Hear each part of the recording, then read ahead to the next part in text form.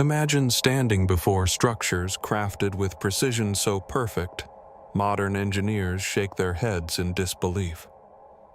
Ancient tools, vanished civilizations, and techniques lost to time leave behind traces that defy logic.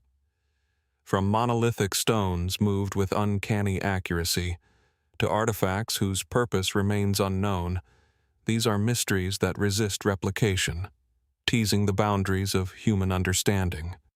What knowledge vanished alongside these ancient hands? And why do some discoveries seem almost impossible? For the next 3 hours, we will journey into the shadows of history, exploring archaeological enigmas that continue to baffle and inspire curiosity. Let's step inside.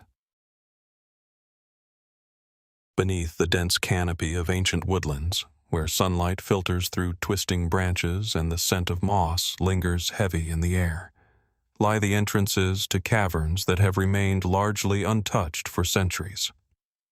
These hidden chambers, etched into the living rock, are said to have been the secret sanctuaries of the Druids, an order whose knowledge of nature, the stars, and sacred rites has fascinated and perplexed historians for generations. The walls are smooth in places, carved with intricate symbols that seem to pulse with meaning, and in the deepest recesses, faint traces of ash and organic residue suggest rituals long abandoned. Archaeologists who have studied the site note the precision of the stonework, which seems to defy the simple tools available during the early Iron Age. Some carvings align with the movements of the sun during solstices, while others correspond to celestial events that occur only once every several decades. How did these ancient people achieve such exacting measurements, and to what end? Mainstream scholarship often attributes these alignments to careful observation and trial and error, a testament to human ingenuity. Yet even the most meticulous reconstructions fail to account for certain chambers, whose angles and proportions seem almost deliberately designed to confound modern replicators. The mystery deepens when one considers the placement of objects within the caverns. Fragments of stone, bone, and metal appear in patterns that hint at ritualistic or ceremonial purposes, but their true significance remains elusive. Were they markers for secret knowledge, tools for divination, or remnants of offerings to forces we can no longer name? Some researchers propose that the Druids were guardians of an esoteric understanding of the natural world, knowledge encoded in geometry, in the very architecture of the earth beneath their feet. Others suggest the possibility of lost technologies or techniques that have vanished entirely with the passage of time. Travelers and chroniclers from the medieval period often spoke of these caves in hushed tones, describing them as places where the veil between worlds grew thin. Folklore tells of strange lights flickering deep within, of echoes that carry voices not their own, and of passages that seem to shift when no one is looking. While skeptics caution that such tales are likely embellishment, the uniformity and persistence of these stories across centuries are difficult to dismiss entirely. Could there have been a kernel of truth, something so extraordinary that it demanded secrecy and silence? Modern exploration has revealed yet more enigmas. In certain chambers, the air carries an unusual stillness, a weight that some describe as almost palpable. Acoustic measurements show that even subtle noises, whispers, footsteps, the brush of clothing, resonate in ways that suggest intentional design, as though the caves themselves were constructed with an awareness of sound. Was this a byproduct of construction techniques, or a deliberate feature meant to amplify the experience of those who entered? And if intentional, for what purpose? Even the artifacts themselves challenge easy explanation. Fragments of stone tools exhibit craftsmanship inconsistent with contemporary technology, and traces of pigments suggest symbolic or artistic practice in locations too deep and inaccessible for everyday use. What drove the Druids to invest such effort in places few would ever see? Was it a spiritual calling, an attempt to connect with celestial cycles, or an expression of knowledge intended only for those initiated into their mysteries? As we trace the corridors of these hidden caverns, questions accumulate faster than answers.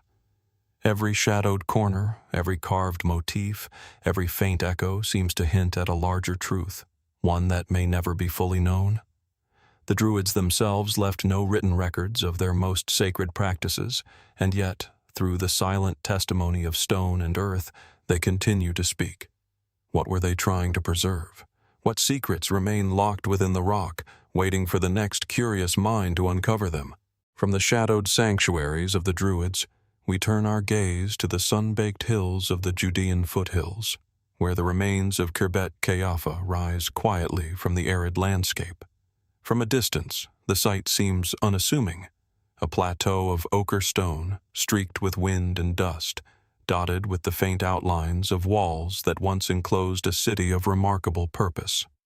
Yet upon closer inspection, the ruins reveal a complexity that has challenged archaeologists and historians alike, a core settlement that refuses easy explanation. Excavations have revealed a fortress-like structure, a walled city laid out with a precision that suggests planning and intent far beyond what might be expected for its era. The central citadel, often referred to as the core, stands as the heart of this enigma. Its walls, built from massive stones fitted with meticulous care, rise straight and true, resisting the simple wear of centuries. In certain sections, the masonry is so exacting that even modern masons marvel at the alignment and stability, leaving one to wonder, how could such precision have been achieved without the instruments we take for granted today? Within the core, narrow passageways and rooms hint at a society deeply organized, with a hierarchy or communal structure encoded into its very architecture. Pottery fragments, charred remains of food, and other domestic artifacts tell of everyday life, yet even these mundane remnants provoke questions. The ceramics exhibit styles that connect Khirbet Qeiyafa to other sites in the region, yet subtle variations hint at local innovations, or perhaps a unique cultural identity lost to history. What motivated these builders to invest such effort in a location that seems, by all practical measures, isolated and exposed to potential threats from surrounding territories? One of the most intriguing features of the core is its orientation. The city is aligned in a manner that some scholars suggest may correspond to the sunrise at particular times of the year. Others propose that the layout reflects defensive strategy, with clear lines of sight over the surrounding valleys, allowing early warning of approaching forces. Both explanations are plausible, yet neither fully accounts for the exacting geometry observed in the walls, gates, and internal divisions. Could there have been an additional, now unrecognized purpose, ritualistic, symbolic, or otherwise, that guided the construction? Inside the citadel, fragments of inscriptions have been found, carved with characters that hint at one of the earliest known scripts in the region. Linguists and epigraphers study these markings, striving to uncover their meanings, yet their interpretations remain tentative. Were these simple administrative records, ownership marks, or something more cryptic, a coded message meant to preserve knowledge for a select few? The ambiguity lingers, leaving space for speculation and careful wonder. Even the scale of the walls themselves raises questions. Constructed from stones weighing several tons each, lifted and positioned with remarkable precision, they suggest techniques beyond what is commonly attributed to early Iron Age settlements. Tools capable of such work are believed to have existed, but the coordination, skill, and sheer labor required indicate an organized workforce and an understanding of structural engineering that continues to surprise modern researchers. Could there have been methods or knowledge that were transmitted orally, perfected in secrecy, and now lost to history? The broader context of Khirbet Qeiyafa adds to the mystery. The city exists in a region of overlapping cultural and political influence, a crossroads where ancient kingdoms and tribal entities intersected. Yet Khirbet Qeiyafa's core seems deliberately insular, as though designed to protect something specific or to enforce a precise social order.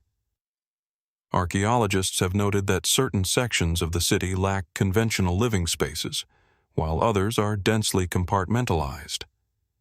This asymmetry raises questions. Was the city intended for defense, administration, ritual, or some combination we cannot fully grasp? Beyond the tangible structures, Khirbet Qeiyafa carries an intangible presence, a resonance that echoes across the centuries. Standing among the stone walls, one can almost feel the passage of countless footsteps, hear the faint murmur of voices long silent. How did the inhabitants perceive their world, and what compelled them to build with such care and deliberation? The site does not reveal its secrets easily, offering fragments of knowledge, glimpses of culture, and unanswered questions that linger like shadows in the heat of the midday sun. As investigations continue, researchers uncover new details that deepen the puzzle. The discovery of ritual installations, the orientation of gates, and the apparent centralization of communal spaces all suggest a society with both sophistication and mystery. Yet for all that has been revealed, Khirbet Qeiyafa resists definitive interpretation. The city's core, with its precise walls and enigmatic inscriptions, stands as a testament to human ingenuity and perhaps to knowledge that has been lost to time. Walking the plateau today, one cannot help but wonder, what drove these ancient builders to create a city so carefully, so deliberately, in a landscape that offered both opportunity and danger? Were they guided by practical necessity, spiritual insight, or an understanding of the cosmos we can only begin to imagine? And what else, hidden beneath the sands and stones, remains beyond our reach, waiting to challenge our assumptions about the people who walked this land so long ago? From the sun-baked hills of Khirbet Qeiyafa, where ancient walls whisper secrets of a distant past, our journey now carries us across continents, high into the mist-shrouded peaks of the Andes. Perched on a narrow ridge between steep emerald valleys, Machu Picchu rises like a vision suspended in time. The morning mist curls around terraces and temples, wrapping the city in a soft veil that seems to blur the line between the natural world and human design. From a distance, the stonework gleams faintly in the dawn light, each block carefully placed, each structure aligned with a precision that has confounded architects and historians for generations. Built in the 15th century by the Inca, Machu Picchu is often celebrated as a pinnacle of human ingenuity and engineering. Its terraces cling to nearly vertical slopes, stabilizing the mountainside and creating fertile grounds where crops once flourished. Water channels, aqueducts, and drainage systems manage rainfall with such sophistication that they still function today, centuries later. Yet, beyond the brilliance of these practical achievements, there lingers a deeper, more enigmatic question. How did a civilization, without the wheel or draft animals for heavy lifting, carve massive stones, shape them to interlock without mortar, and transport them across rugged terrain so steep and unforgiving? The city's layout itself provokes curiosity. Terraces, plazas, and temples are arranged along a complex network of paths that seem to harmonize with the surrounding peaks, including the towering Huayna Picchu. Astronomical alignments are evident in the positioning of key structures. Windows and doorways frame the sun during solstices, and certain stones mark the passage of celestial events. Scholars suggest that the site may have served not only as a royal retreat or administrative hub, but also as a sacred observatory, a place where the rhythms of the earth and sky were studied and revered. Yet even with these insights, many details resist clear explanation. Why choose this particular ridge, so precarious, so difficult to access? And why was the city abandoned so suddenly, leaving it nearly forgotten for centuries? Machu Picchu's stonework deepens the mystery. Massive granite blocks, some weighing several tons, fit together with remarkable precision. Even a thin knife blade cannot be inserted between certain joints. Modern engineers marvel at the craftsmanship, and experiments with contemporary tools have yet to replicate the accuracy achieved by Inca masons. Could there have been techniques or knowledge, now lost, that allowed the Incas to manipulate stone with such finesse? Some theories propose advanced understanding of leverage, cord systems, and sheer manpower coordination, but the seamless execution still defies complete replication in modern practice. The Temple of the Sun, one of the city's most iconic structures, exemplifies both brilliance and enigma. Its semicircular walls align perfectly with the summer solstice sunrise, allowing light to illuminate sacred niches in patterns that suggest ceremonial significance. Inside, carved stones and niches hold symbolic meaning, though their full purpose remains uncertain. Were these purely religious markers, guides for astronomical observation, or part of a coded system of knowledge passed down through generations of priests and engineers? Each hypothesis offers a fragment of understanding, yet none fully unravels the depth of intent behind the design. Water, life, and ritual converge throughout the site. Springs emerge naturally in the terraces and courtyards, channeled through carefully constructed channels that suggest meticulous planning. The fountains and ritual baths found within the city demonstrate both technical skill and ceremonial intent. Could these water features have been more than practical solutions, perhaps symbolizing spiritual concepts, representing a union between human engineering and the sacred flows of the mountains? Every detail seems deliberate, yet the reasoning is obscured by time. Even the urban planning raises questions that remain unresolved. Residential sectors, agricultural terraces, temples, and ceremonial plazas are arranged in a pattern that emphasizes both utility and harmony with the landscape. The city's designers appear to have balanced practicality with symbolism, yet the coherence of the layout prompts wonder. Was this organization purely functional, or did it encode knowledge about governance, cosmology, or spiritual practice in ways that we are only beginning to sense? The mystery extends to the labor and logistics behind Machu Picchu's construction. How were stones transported and lifted along the steep terrain, often from quarries located kilometers away? Without beasts of burden, without pulleys or cranes as we know them, the process seems almost impossible. Some suggest that ingenuity, human coordination, and unorthodox methods, rolling stones on logs, using earthen ramps, and leveraging manpower, made it feasible.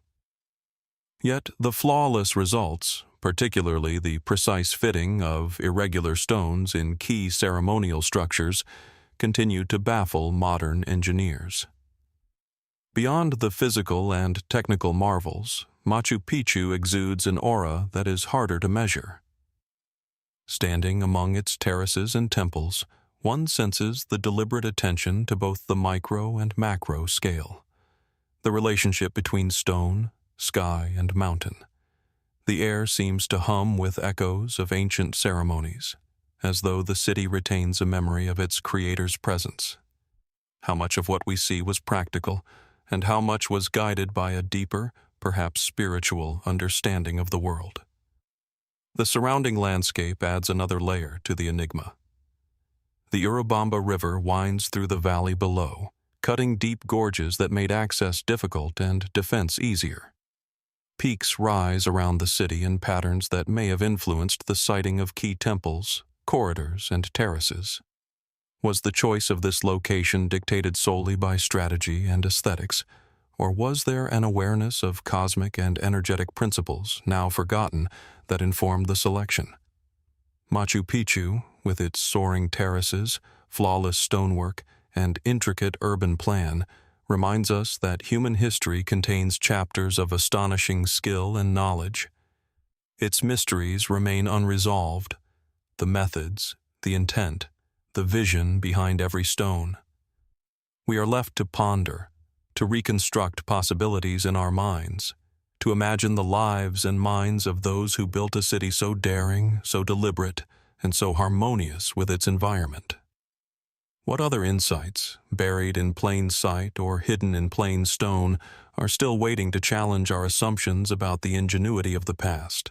From the soaring terraces of Machu Picchu, where mountains and stone converge in a harmony that continues to challenge our understanding, we shift our attention across the Mediterranean to a more ancient settlement whose quiet sophistication speaks in whispers rather than grandiose gestures. On the southern slopes of Cyprus lies Khirokitia, a Neolithic village whose circular structures rise modestly from the earth, yet whose presence has echoed across millennia as a testament to human ingenuity and an enduring mystery. The site sits against a backdrop of rolling hills and sparse vegetation, its stone walls blending seamlessly with the ochre soil, as if the settlement itself grew from the land rather than imposed upon it. Khirokitia's most distinctive feature is its tightly packed circular dwellings, built from carefully stacked stones and organized in concentric patterns. Each structure contains evidence of domestic life: hearths, storage niches, and carefully arranged stones that may have served structural or symbolic purposes. The uniformity and precision of these constructions hint at a deliberate communal design, a societal blueprint that balanced both practicality and cohesion. Yet, despite the apparent simplicity of the circular homes, many questions arise. How were these walls constructed with such stability without the use of mortar? And what inspired the choice of the circular form, which appears in so many of the dwellings? Was it purely functional, providing resistance against weather and seismic activity? Or did it carry symbolic or ritual significance, an early architectural language now lost to time? Archaeologists have carefully unearthed layers of the settlement, revealing not only homes but complex storage systems, communal spaces, and traces of daily life that suggest a highly organized society. Evidence indicates that Khirokitia was inhabited between the 7th and 4th millennia BCE. Yet the level of planning and standardization found here challenges conventional assumptions about early Neolithic communities. Streets and pathways wind with apparent logic, connecting houses and public areas in a way that suggests both deliberate social structure and practical consideration for the movement of people and resources. Could these early inhabitants have been developing an urban sensibility long before the rise of cities as we typically define them? The materials themselves provoke further curiosity.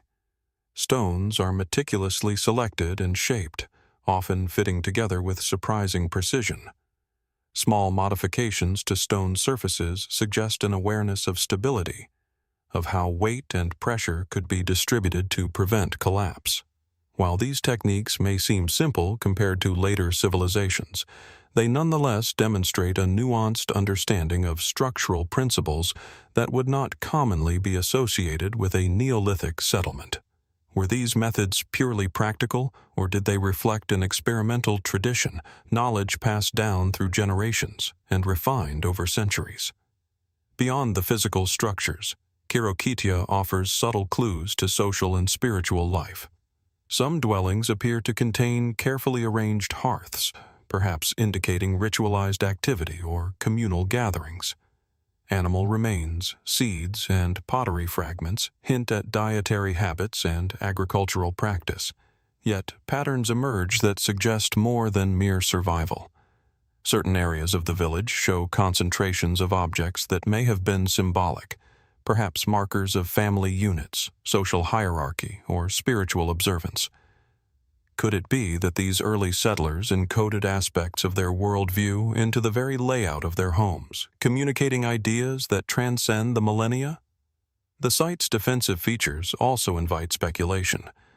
The village is situated on a naturally elevated terrace, offering visibility across the surrounding landscape, and the arrangement of dwellings seems to create controlled approaches into the settlement.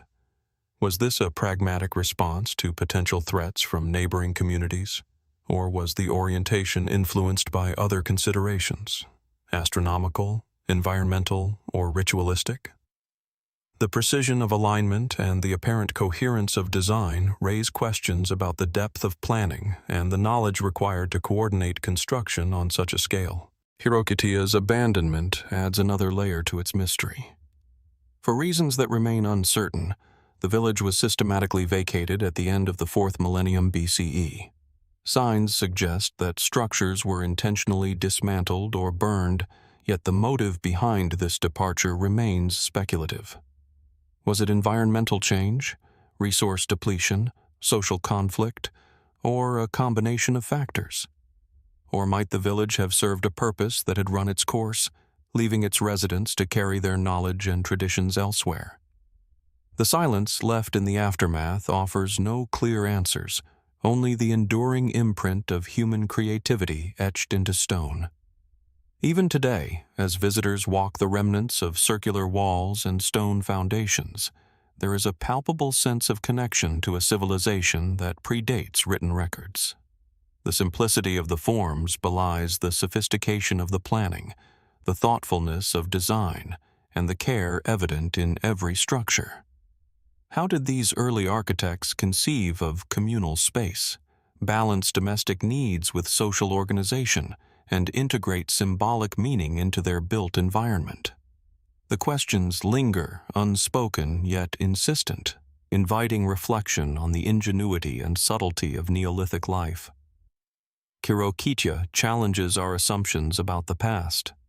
It is a place where ordinary materials, stone, clay, and earth, are transformed into enduring expressions of human intention and creativity. It is a village that speaks not in grand monuments or inscriptions, but in proportion, layout, and meticulous detail, a record of human thought etched into the landscape. And yet, for all that has been uncovered, the site retains its secrets, the full meaning of its spatial organization, the depth of knowledge embedded in its construction, and the reasons behind its abandonment remain elusive. As we trace the circular paths and peer into the carefully preserved foundations, we are reminded that human history contains chapters of ingenuity that often escape conventional understanding. Khirokitia, with its harmonious forms, meticulous construction, and lingering mysteries, invites us to wonder. What else might these early settlers have known, practiced, or believed that has not survived in the record?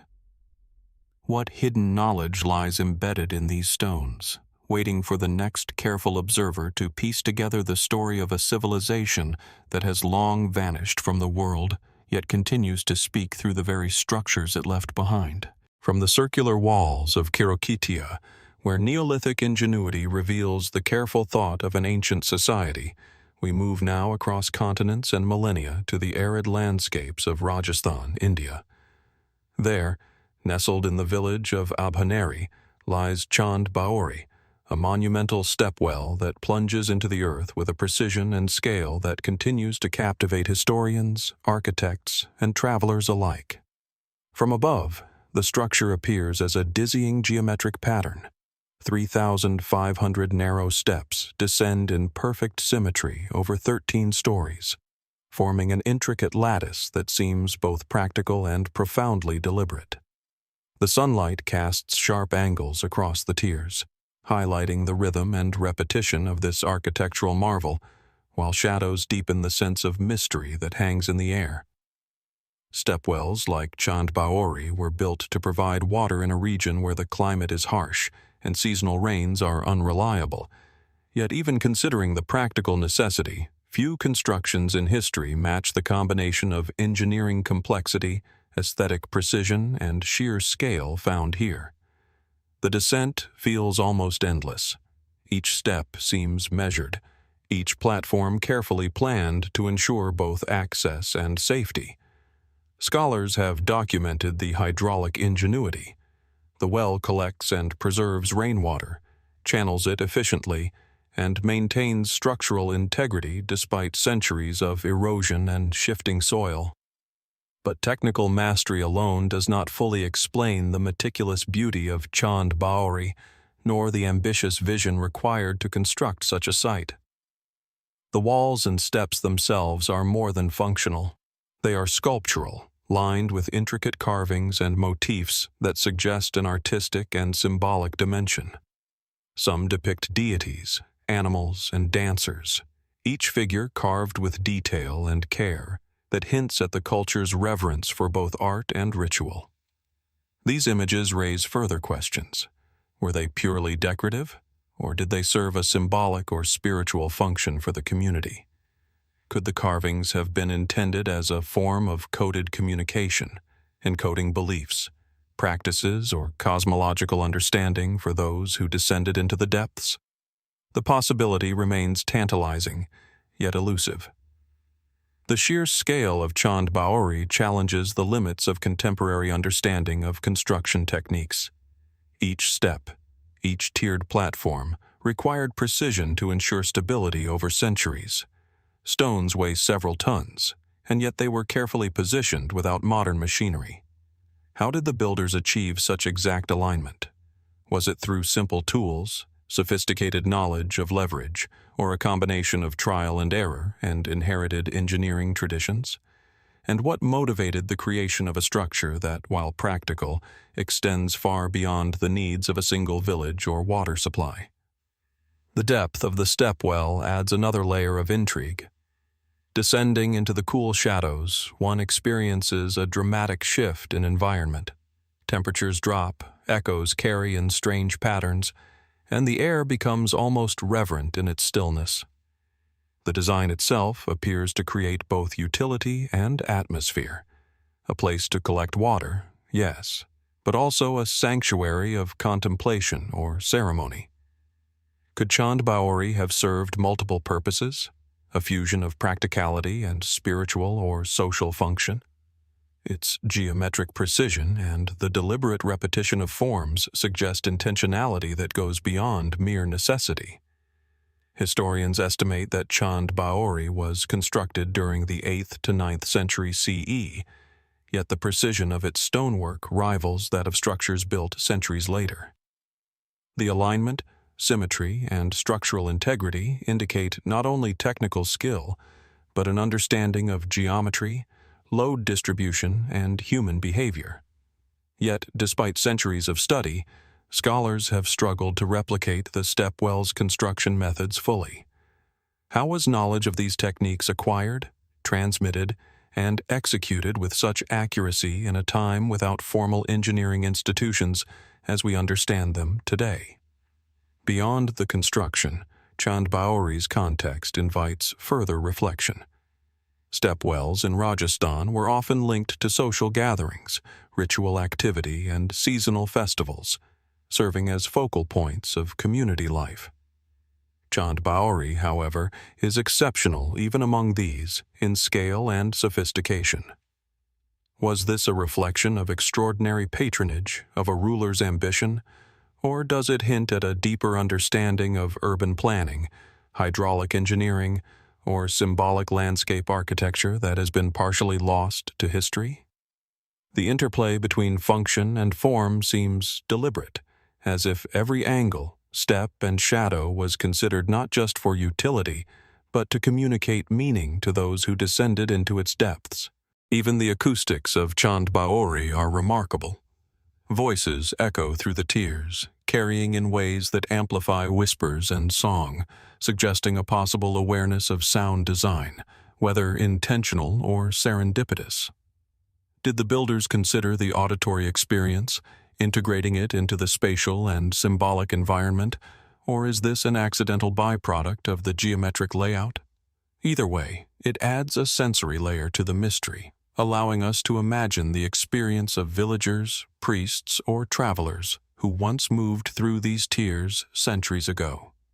As we explore the interplay of stone, shadow, and water, Chand Baori emerges as more than an architectural achievement. It is a statement of human vision, a convergence of art, engineering, and cultural intention. Each descent into its depths is a journey not only into space, but into the thought and care of a civilization whose methods and intentions are still partially obscured. The structure challenges modern assumptions about what was possible in the pre-industrial world and invites reflection on the knowledge, skill, and vision of those who undertook such a project without the tools or technology we often take for granted. Chand Baori leaves us with questions that endure. How were the builders able to achieve such exacting geometry and enduring stability? What purposes, beyond water collection, did the Stepwell serve? And what other secrets lie embedded in its precise tiers and shadowed depths, waiting for the next careful observer to uncover them? As with the ancient settlements and monuments we have visited, from Khirokitia to Machu Picchu, Chand Baori stands as a testament to human creativity and mystery, a reminder that our ancestors achieved feats that continue to challenge our understanding, and that the past still has much to reveal. From the intricate steps and shadowed tiers of Chand Baori, where water and stone converge in a harmony that blends engineering and artistry, we return now to the highlands of Peru, where the remnants of the Wari civilization stretch across a plateau overlooking the Urubamba Valley. Here, the ruins of Pikillacta reveal a network of massive sector blocks, geometric enclosures, and finely cut stone walls, remnants of a society whose organizational skill and architectural vision continue to confound researchers. From a distance, the settlement appears as a carefully laid mosaic of rectangular compounds, corridors, and plazas, a city designed not only for habitation, but seemingly for precise social order, strategy, and purpose. The site, sprawling over several hectares, is organized into what archaeologists term sector blocks, each consisting of residential compounds, administrative areas, and ceremonial spaces. The walls are constructed of polygonal stones, cut and fitted with a precision that suggests advanced understanding of geometry and weight distribution. Unlike later Inca constructions, where corners were rounded and stones interlocked with mortarless precision, Pikillacta's sector blocks reveal a modular regularity. Walls rise straight and true, and the alignment of doorways, courtyards, and pathways exhibits a logic that hints at deliberate planning. How did the Wari achieve such consistency, particularly in a pre-industrial society without cranes, pulleys, or standardized measuring tools? Within each sector block, one observes not only practicality, but a subtle attention to proportion and orientation. Courtyards are central to the compounds, providing space for daily life, communal gatherings, and perhaps ritual activity. Passageways connect sectors with minimal waste of space, suggesting a sophisticated understanding of urban design. Yet there are irregularities that provoke deeper questions. Certain walls are thicker than necessary, some doorways unusually narrow, and some corridors appear deliberately angled. Were these features purely functional, serving defensive or environmental purposes, or did they carry symbolic meaning, reflecting social hierarchy, cosmological alignment, or ceremonial intent? The construction techniques at Pikillacta also invite speculation. Stones are cut to specific shapes, carefully arranged to interlock and stabilize without the use of mortar.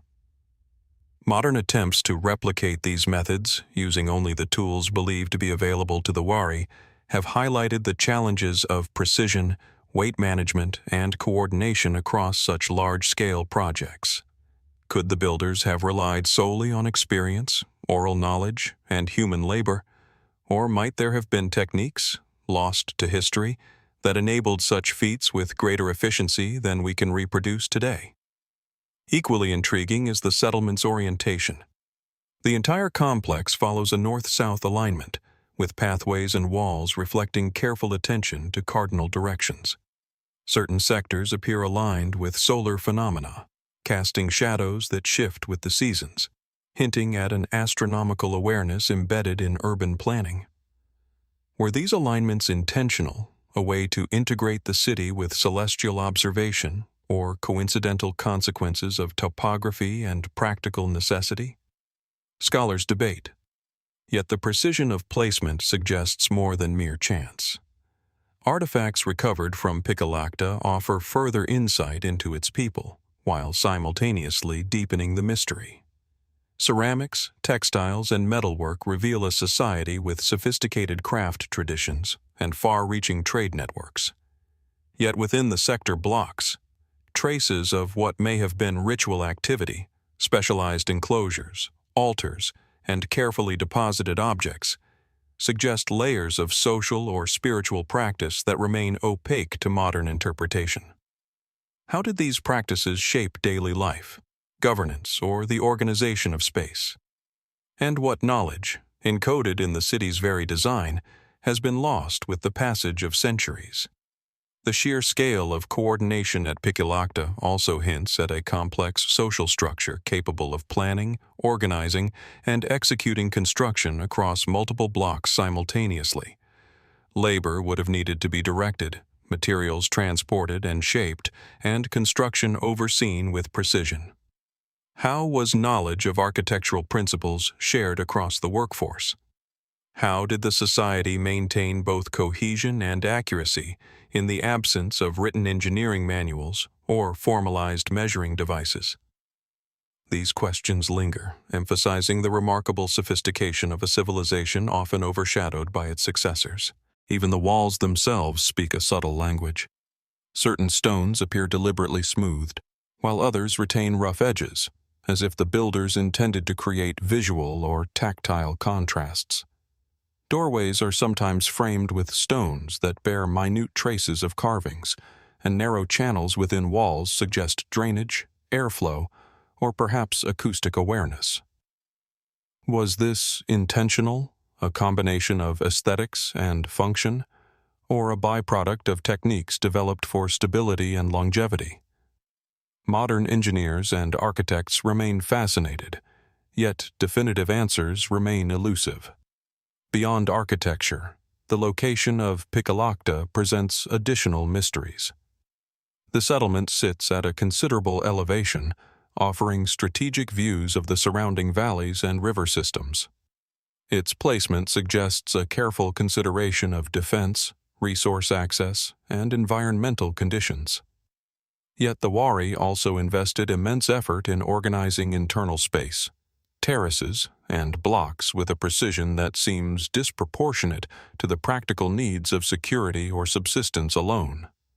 What broader purposes, administrative, ceremonial, or symbolic, might these sector blocks have served? As we walk among the ruins today, the alignment of walls, the rhythm of courtyards, and the interlocking geometry convey a presence that feels deliberate, purposeful, and remarkably sophisticated. Each sector block hints at human knowledge, organization, and artistry that is simultaneously familiar and unfathomable. What motivated such precision and care in a society so distant from modern tools? What knowledge guided the placement of stones, the orientation of structures, and the shaping of communal spaces? Pikillacta challenges our understanding of what was possible for pre-Columbian civilizations. Its sector blocks, with their precise walls, carefully planned pathways, and subtle ceremonial cues, suggest an architectural and societal knowledge that continues to inspire awe. And yet, for all that has been studied, the city leaves us with questions that endure. How were such structures conceived and executed? What purposes, hidden within the modular order, have been lost to time? And what other secrets might lie buried within the stones, waiting for the next careful observer to uncover the ingenuity of a civilization that continues to challenge our assumptions about the past? From the carefully aligned sector blocks of Pikillacta, where the Wari demonstrated a mastery of geometry and social organization that continues to fascinate modern scholars, we turn now to the windswept coasts of Orkney, Scotland. There, nestled among rolling green hills and exposed to the relentless North Atlantic gales, lies Skara Brae, a Neolithic settlement that has survived nearly 5 millennia beneath layers of soil and sand. The village emerges gradually, as if revealing itself only to those patient enough to observe its subtle contours. Low stone walls curve gently around sunken dwellings, their rounded forms hugging the landscape with an intimacy that suggests both practicality and careful planning. The core of Skara Brae is a cluster of 8 interconnected houses, each built from carefully fitted slabs of flagstone and arranged around a series of shared passageways. What immediately strikes a visitor is the consistency of design.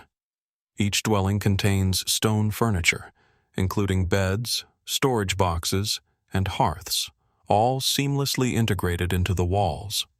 The precision of construction implies both skilled craftsmanship and a sophisticated understanding of communal living.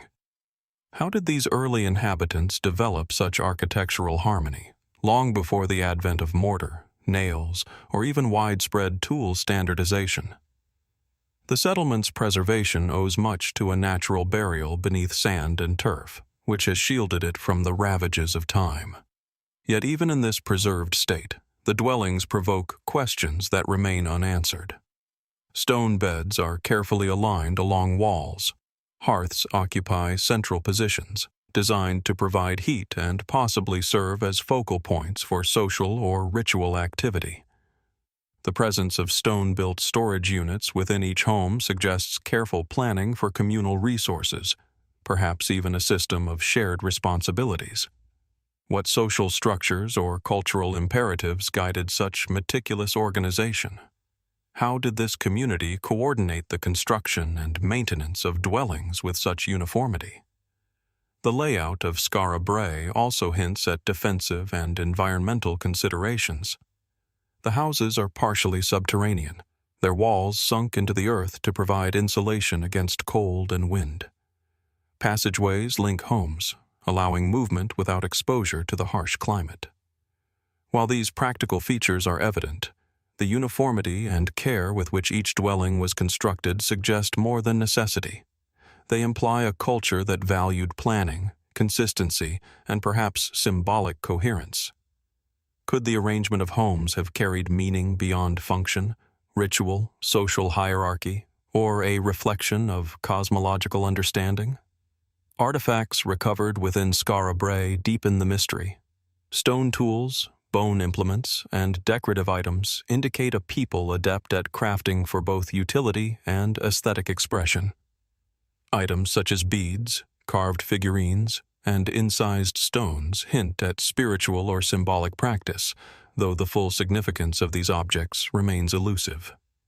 Were these items part of daily ritual, markers of status, or remnants of beliefs we can only speculate about? Each discovery seems to illuminate the inhabitants' intelligence and creativity, yet simultaneously exposes the limits of our understanding. The dwellings themselves raise further questions about technique and skill. Stones were carefully cut and positioned, creating walls that could withstand both weight and weather. Hearths and drainage channels demonstrate knowledge of heat management, ventilation, and water control, remarkable for a Neolithic society. How did these early builders acquire such sophisticated understanding? Was it through observation, trial and error, oral tradition, or methods now lost to time? Attempts to replicate these structures today reveal the extraordinary labor and coordination required, underscoring the skill and knowledge of those who lived here. Skara Brae's location adds another layer of intrigue. Perched near the coast, the village would have had access to marine resources, while the fertile inland plains offered opportunities for small-scale agriculture. The settlement's placement appears carefully considered, balancing sustenance, protection, and environmental harmony. Yet its isolation raises questions. Why establish such a permanent village in a location subject to harsh weather and flooding? Was it purely practical, or were there symbolic, ritual, or even astronomical considerations that influenced the site's selection? The interconnectedness of the dwellings further emphasizes the sophistication of the society. Passageways linking homes allowed not only movement but potentially facilitated social cohesion, communal activity, or protection from the elements. Yet the uniformity and integration also suggest deliberate attention to aesthetics and proportion, raising the possibility that Skara Brae was designed to reflect a worldview, a philosophy of order and harmony. Could the careful arrangement of stone, space, and structure encode cultural knowledge now lost to us? Even after centuries of study, Skara Brae resists full comprehension. The ingenuity, precision, and foresight evident in its construction hint at a culture far more advanced in social organization and architectural skill than might be expected for a Neolithic society. Each stone, each hearth, and each carefully placed bed tells a story, yet that story is incomplete, leaving scholars and observers alike to ponder the knowledge, beliefs, and intentions of those who built this enduring settlement. Walking among the low, circular walls, one senses the continuity of human experience across millennia. The core of Skara Brae speaks not in grand monuments but in proportion, function, and subtle design. Its preservation allows us to glimpse a way of life, an approach to architecture and community, and a commitment to harmony with environment that challenges modern assumptions. Yet it also reminds us of the limits of knowledge, for every insight invites new questions. How was such precision achieved? What rituals or social codes guided daily life? And what secrets, embedded in the stones and spaces, might remain hidden, waiting for the next careful observer to uncover the depth of human ingenuity in this ancient settlement? From the windswept stone dwellings of Skara Brae, where Neolithic ingenuity is etched in sunken walls and carefully arranged hearths, we turn now to a monument that rises with quiet majesty in the heart of the Andean highlands, the Temple of the Sun. Perched within the Machu Picchu complex, this temple commands attention, not only for its elevated position on a granite outcrop, but for the extraordinary precision and craftsmanship that define its construction. From the moment one approaches, the massive stones, shaped, fitted, and aligned with astonishing accuracy, impose a sense of deliberate purpose, a silent testament to a civilization's mastery over both stone and space.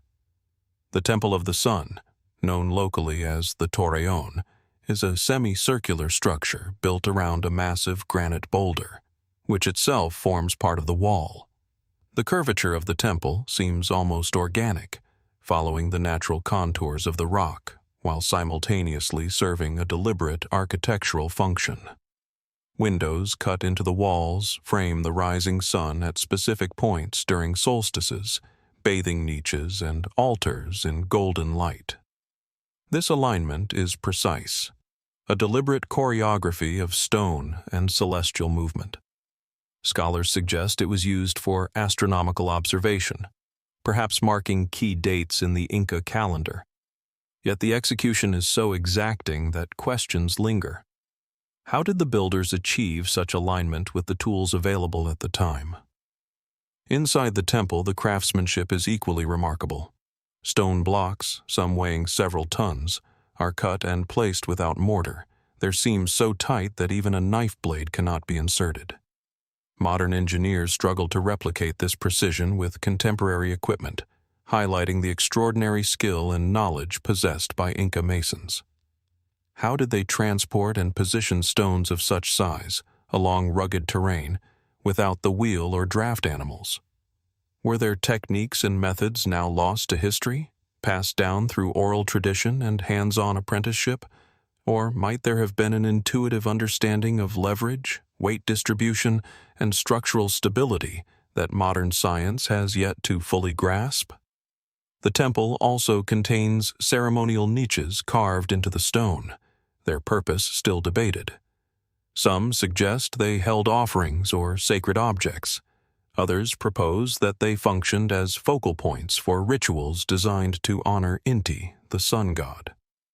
These niches, combined with the building's alignment, hint at a sophisticated understanding of the interplay between architecture, light, and spiritual practice. Could the temple have served as both observatory and sanctuary, merging the practical measurement of time with the intangible experience of devotion? The boundaries between function and symbolism blur, leaving the site shrouded in deliberate ambiguity. Water management adds yet another layer of complexity. Channels carved into the temple floor direct rainwater carefully around the structure, demonstrating an understanding of both the material properties of stone and the behavior of flowing water. While this may appear purely practical, it is difficult to ignore the possibility that water, light, and stone were integrated into a unified, symbolic environment. Did the architects intend for the movement of water and the trajectory of sunlight to interact in specific, meaningful ways, creating a layered sensory experience for those participating in rituals or ceremonies? The Temple of the Sun is also remarkable for its position within Machu Picchu's broader layout. Elevated above plazas and residential sectors, the temple dominates the surrounding terrain, providing expansive views of the Urubamba Valley below. Its placement suggests more than convenience or prominence. It conveys authority, sacredness, and a deliberate relationship with the landscape. Was this alignment chosen purely for aesthetics and visibility, or was it influenced by spiritual or cosmological principles, guiding the movement of light and shadow across stone and earth? The precision of placement invites speculation about a level of planning that extends far beyond what might be expected for a ceremonial structure of its time. Archaeological studies have revealed additional enigmas within the temple. Certain stones bear unusual smoothing, while others display minor chisel marks whose purpose remains unclear. Some researchers posit that these details were functional, intended to stabilize construction or reduce erosion. Others suggest that they may carry symbolic meaning, subtle cues left by the builders to convey sacred knowledge or ritual instructions. What might these traces reveal about the methods, priorities, and intentions of the people who erected this remarkable structure centuries ago? Even in the present day, the Temple of the Sun exerts a subtle, almost palpable influence. Standing within its curved walls, one senses an alignment not just of stone and sky, but of human ingenuity, spiritual expression, and environmental awareness. It is a structure designed to endure, both physically and symbolically, preserving the imprint of a civilization that mastered the natural world while remaining in dialogue with it. How much of this knowledge has been lost over time, and what insights might still be hidden within the precise angles, the calculated shadows, and the careful placement of each stone? The temple, like many of the world's great archaeological mysteries, challenges modern assumptions about what is possible. Its construction required foresight, organization, and knowledge that even today we struggle to replicate. And yet, for all the study and analysis it has received, the Temple of the Sun continues to evoke awe and wonder, reminding us that human history contains chapters of ingenuity, vision, and craftsmanship that defy easy explanation. As we trace the curves of its walls, observe the interplay of light through its carefully cut windows, and consider the skill required to construct such a structure, we are confronted with enduring questions. How did the builders achieve this level of precision, both technically and astronomically? What rituals or practices guided the use of this sacred space? And what hidden knowledge, encoded in the stone and the light, might remain undiscovered, waiting for the next observer to grasp the full measure of its mystery? From the sunlit granite of the Temple of the Sun, where light, stone, and celestial alignment intertwine, we now journey across continents to the dense forests of central Cambodia. Hidden among the tangled foliage and misted paths of the Kulen Plateau lie the brick temples of Sambor Prei, an ancient city whose red stone structures rise from the earth with a quiet majesty. Unlike the monumental granite of the Andes, these temples are constructed from fired clay bricks, stacked with careful precision, yet their endurance over more than a millennium continues to astonish archaeologists and visitors alike. Walking among the ruins, one is immediately struck by the rhythm of the architecture. Pyramidal towers, intricately corbelled roofs, and narrow passageways create a pattern both functional and enigmatic, a testament to human ingenuity in harmony with the land. Sambor Prei, known historically as Isanapura, served as the capital of the Chenla kingdom in the 6th and 7th centuries CE. Its temples were designed not only as places of worship, but also as statements of power, cosmology, and community. The core of the site features clusters of brick towers arranged around courtyards and ceremonial spaces, connected by raised platforms and narrow walkways. Each brick, often marked with unique stamps or symbols, was carefully fired and laid to create walls that have withstood centuries of tropical humidity, monsoon rains, and occasional seismic activity. The precision of this construction raises immediate questions. How were these bricks manufactured, transported, and assembled so consistently in an era without mechanized tools? The scale and uniformity of the structures at Sambor Prei suggest not only technical skill, but also a highly organized society capable of planning and executing complex architectural projects. Temples vary in size, yet all share an emphasis on verticality and axial alignment. Doorways, niches, and inner sanctums are often perfectly centered, while towers are topped with corbelled roofs that rise in elegant, tapering symmetry. Some scholars suggest these designs reflect cosmological principles intended to represent mountains or the axis mundi, the spiritual center connecting earth and heaven. Could these temples encode knowledge of geometry, astronomy, or spiritual cosmology that was deliberately transmitted through brick and mortar? Intriguing details are found in the very bricks themselves. Many bear impressions of flora or symbolic markings, while others show evidence of subtle shaping to interlock with adjacent units. Modern analysis suggests that the bricks were made with a remarkably consistent composition, fired at precise temperatures to ensure strength and durability. Yet the methods of achieving such consistency, especially in a pre-industrial society, remain a topic of debate. Was there specialized knowledge in material science passed through generations, now partially lost? Or did these builders rely on trial and error and collective experience honed over decades? The temple's layout raises further questions about both functionality and intention. Platforms and terraces elevate certain sanctuaries above others, guiding movement along predetermined paths. Narrow corridors and stairways lead to inner sanctums that are often surprisingly small, creating spaces that seem designed for intimacy or ritual concentration. Were these choices purely practical, facilitating worship and spatial organization, or were they symbolic, encoding aspects of religious or societal hierarchy into the very geometry of the structures? The deliberate positioning of towers and clusters, the spacing of courtyards, and the orientation of doorways all hint at a depth of planning that modern observers can appreciate but not fully comprehend. Water management at Sambor Prei is another testament to ingenuity. Canals, reservoirs, and channels run near the temples, indicating a sophisticated understanding of hydrology in a tropical environment prone to seasonal flooding. The integration of water with temple layout may have been both practical, ensuring structural stability and community survival, and symbolic, reflecting purification rituals or cosmological beliefs. Did the architects consider not only engineering, but also the sensory experience, allowing the sound of flowing water to complement the visual impact of brick towers rising against the jungle canopy? Despite centuries of study, the site continues to guard its secrets.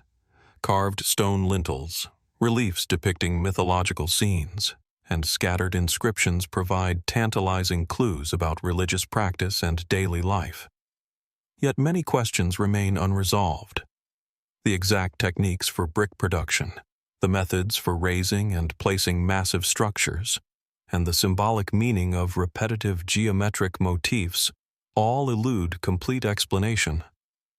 Scholars can reconstruct the general function and cultural significance, but the precision and artistry achieved in an era without modern technology remain deeply impressive and mysterious. Even in the present day, the atmosphere of Sambor Prei evokes a sense of deliberate design and enduring presence. Sunlight filters through the corbelled roofs, casting intricate shadows across the brick floors, and the quiet of the surrounding forest accentuates the stillness of structures built to withstand time. Standing within a central courtyard, it is easy to imagine the city bustling with priests, artisans, and worshippers, moving through spaces carefully orchestrated to convey hierarchy, ritual, and cosmological understanding.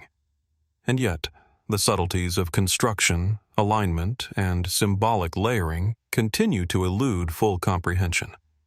Sambor Prei challenges our assumptions about what early civilizations could achieve with limited tools. Its brick temples, precise geometry, and enduring structures speak of a society that combined technical skill, artistic vision, and spiritual awareness in ways that are both inspiring and mysterious. How did the builders align bricks, towers, and courtyards with such care? What knowledge guided the creation of inner sanctums, corbelled roofs, and water channels that remain functional today? And perhaps most compelling of all, what other insights, encoded in brick, shadow, and spatial arrangement, still lie hidden, waiting to reveal the depth of a civilization's ingenuity? From the red brick temples hidden in the lush forests of Sambor Prei, where walls and terraces speak of precision and ritual, we turn now to the plains of eastern India, to a site that quietly challenges our understanding of early urban planning. Sisupalgarh, near modern Bhubaneswar in Odisha, rises not in towers of stone or elaborate temples, but in a disciplined grid of earth and masonry, tracing the foundations of what may have been one of the earliest planned cities in the subcontinent. What survives today are remnants of walls, moats, and systematic street layouts, echoing the vision of a civilization capable of coordinating labor, resources, and space with extraordinary foresight. The Proto-Phase of Sisupalgarh, dating from around the 3rd to 2nd centuries BCE, reveals the earliest incarnations of this fortified settlement.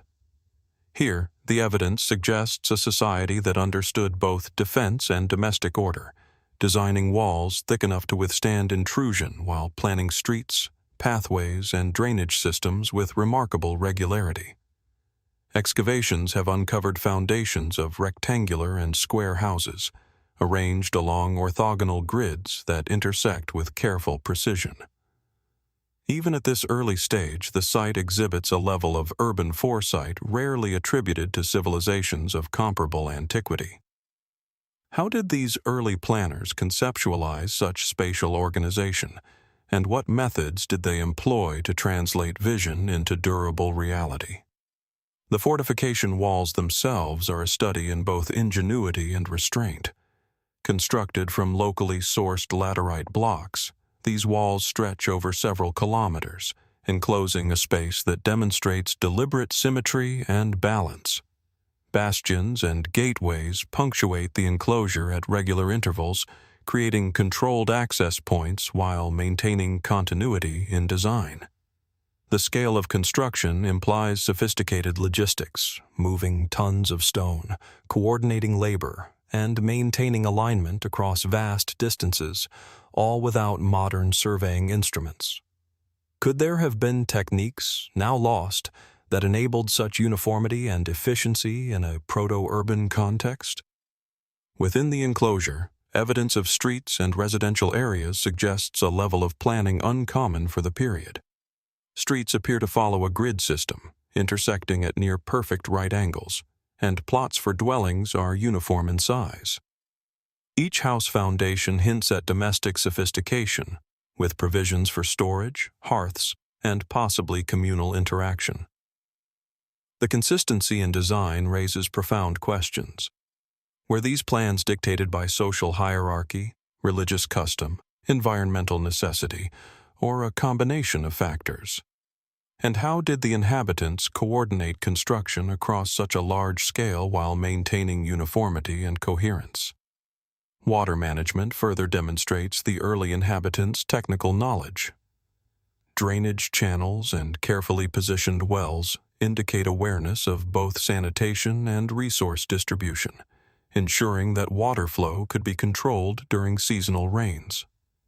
The integration of functional infrastructure within a planned grid suggests that the proto-phase settlers were not only concerned with defense and habitation, but also with the long-term sustainability of their urban environment.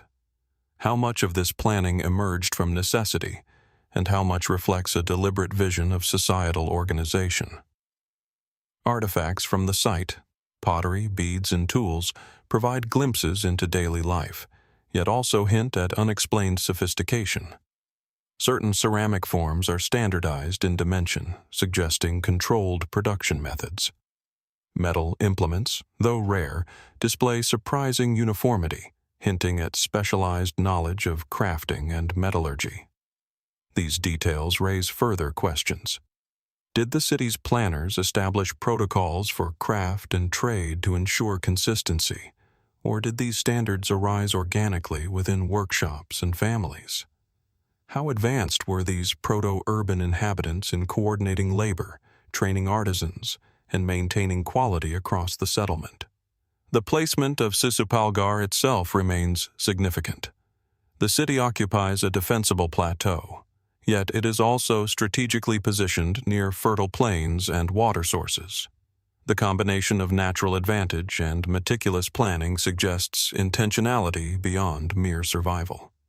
The alignment of streets, gates, and walls may even hint at symbolic or cosmological principles, echoing similar planning found in other ancient civilizations. Was this city designed solely for practicality, or did its creators embed meaning into its very layout, leaving clues for those who could interpret them? Even the evidence of destruction and reconstruction at Sisupalgarh adds to the mystery. Archaeological layers indicate episodes of rebuilding, suggesting that the city underwent adaptation and refinement over generations. Each rebuilding phase demonstrates continuity of knowledge, yet also raises questions about the sources of innovation and the methods by which such knowledge was preserved. How did a proto-urban society, operating without written blueprints in a fully modern sense, maintain the integrity and sophistication of its planning across decades or centuries? Standing amidst the remnants today, one is struck by the sense of deliberate organization. The boundaries, streets, and foundations convey an almost invisible intelligence, a blueprint of social coordination, technical skill, and environmental understanding that continues to challenge modern assumptions about early urban centers. Sisupalgarh's proto-phase teaches us that even in the distant past, humans conceived of cities not as accidental agglomerations, but as carefully considered structures, designed to endure, to function, and perhaps to convey meaning beyond the purely practical.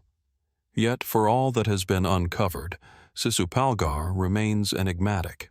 The methods of construction, the guiding principles of urban planning, and the full social or symbolic significance of its layout remain partially obscured. How did the inhabitants coordinate labor and resources with such foresight? What societal structures or beliefs informed the grid, the walls, and the placement of public and private spaces? And what other knowledge, encoded in the earthworks and foundations, lies hidden, waiting for discovery by those willing to look beyond what is immediately visible? Sisupalgarh Proto-Phase, with its enduring walls, systematic streets, and subtle yet precise organization, offers a glimpse into a civilization capable of achieving extraordinary feats of planning and construction. Yet it also challenges us to acknowledge the limits of our understanding, to remain curious, and to recognize that the ingenuity of the past often surpasses the explanations we can currently offer. What other secrets of human ingenuity lie buried here, waiting for the careful observer to uncover the full measure of a proto-urban society that thrived thousands of years ago? From the meticulously planned streets and enduring walls of Sisupalgarh, where early urban vision hints at a civilization capable of remarkable coordination and foresight, we now journey to the rolling plains of Brittany, France, where the landscape is punctuated by a structure of stone so ancient that it predates recorded history itself. Dolmen de la Roche-aux-Fées, or the Fairies' Rock, rises quietly from the grassy terrain near Essay, its massive stones aligned with such precision and scale that they continue to astonish archaeologists and visitors alike. From a distance, it resembles a simple collection of boulders, yet upon closer inspection, the enormity of human effort, intention, and knowledge required to construct it becomes undeniable. The dolmen consists of a long, rectangular chamber formed by upright stones, topped by colossal horizontal capstones, creating a passage-like structure that stretches over 20 meters in length. Each stone weighs several tons, yet the builders moved and positioned them with extraordinary precision, long before the advent of levers, cranes, or mechanical aids. The sheer scale of labor implied by the construction prompts immediate questions. How did Neolithic humans transport these stones from distant quarries, lift them into place, and arrange them so accurately? Were there tools, techniques, or communal knowledge now lost to time that enabled feats modern engineers still struggle to replicate? Dolmens are widely considered tombs, yet the Dolmen de la Roche-aux-Fées challenges simple explanation. Archaeological studies have found limited evidence of human remains or grave goods, suggesting that its function may have extended beyond burial. Was it a ceremonial site, a marker of territorial or spiritual significance, or an astronomical observatory designed to interact with the movement of the sun and seasons? The orientation of the chamber hints at deliberate alignment. Light enters the passage in specific ways during solstices and equinoxes, illuminating the interior in ways that appear intentional rather than coincidental. Could this alignment reflect an understanding of celestial cycles far more sophisticated than often attributed to Neolithic societies? The construction of the dolmen demonstrates both ingenuity and subtle artistry. The massive capstones rest delicately atop upright supports, their balance seemingly precarious yet enduring for over 5,000 years. Some stones bear traces of shaping and smoothing, while others retain natural features, creating a dialogue between raw material and human manipulation. Was this purely practical, designed to enhance stability, or did the choice and positioning of each stone carry symbolic or ritual significance, a form of communication with the spiritual or natural world? The answers remain elusive, leaving a sense of awe in their stead. The site's location is equally compelling. Positioned on slightly elevated ground, the dolmen commands views of the surrounding landscape, which stretches in gentle undulations toward distant forests and rivers. This placement may have been practical, serving visibility and access, but it also conveys an almost ceremonial quality, as if the structure was designed to stand not only as a functional monument, but as a statement of human presence and intent. Could the builders have been mapping their environment, aligning the dolmen with natural features, or marking a sacred axis across the land? Beyond construction and placement, the dolmen raises questions about the social organization of its builders. Moving stones of such weight requires coordinated labor, planning, and knowledge of mechanical principles. Did these early communities employ specific teams with specialized skills? Were there rituals associated with the lifting and placement of stones, turning labor into a communal spiritual or ceremonial act? The enduring presence of Dolmen de la Roche-aux-Fées suggests a sophisticated understanding of both human organization and material manipulation, a testament to skill that surpasses what might be expected for this period. Artifacts found at the site are sparse, yet they hint at human activity and intention. Pottery shards, flint tools, and traces of organic material suggest a community that engaged not only in construction, but also in ritual, preparation, and possibly long-term maintenance of the site. Were these offerings remnants of ceremonies or practical objects left behind during construction? Each fragment invites speculation, a glimpse into lives and beliefs that remain largely invisible to us today. The scale, precision, and endurance of Dolmen de la Roche-aux-Fées continue to challenge modern assumptions about what Neolithic societies could achieve. Its construction implies not only strength and coordination but also an awareness of geometry, balance, and perhaps symbolic representation. The placement of each stone, the careful orientation of the chamber, and the interplay of light and shadow suggest a culture deeply attuned to both material and immaterial dimensions of existence. How much of this knowledge has been lost? What methods allowed these people to move tons of stone with primitive tools, and what inspired them to design a structure that has survived millennia with such stability? Even today, standing within the shadow of its massive capstones, one feels the deliberate intent behind every stone, every alignment, every contour. The dolmen speaks not with words, but with presence, silently conveying the ingenuity, vision, and determination of a civilization that remains largely anonymous. Its enduring mystery lies not only in how it was built, but also in why. What beliefs, intentions, or social imperatives guided the placement of each stone, the orientation of the chamber, and the selection of its location? Dolmen de la Roche-aux-Fées reminds us that human history contains episodes of remarkable skill, insight, and vision that continue to elude complete explanation. For all our knowledge, the methods, motivations, and deeper meanings behind its construction remain elusive. And yet, it endures, a silent monument to human ambition, a challenge to our understanding, and an invitation to wonder.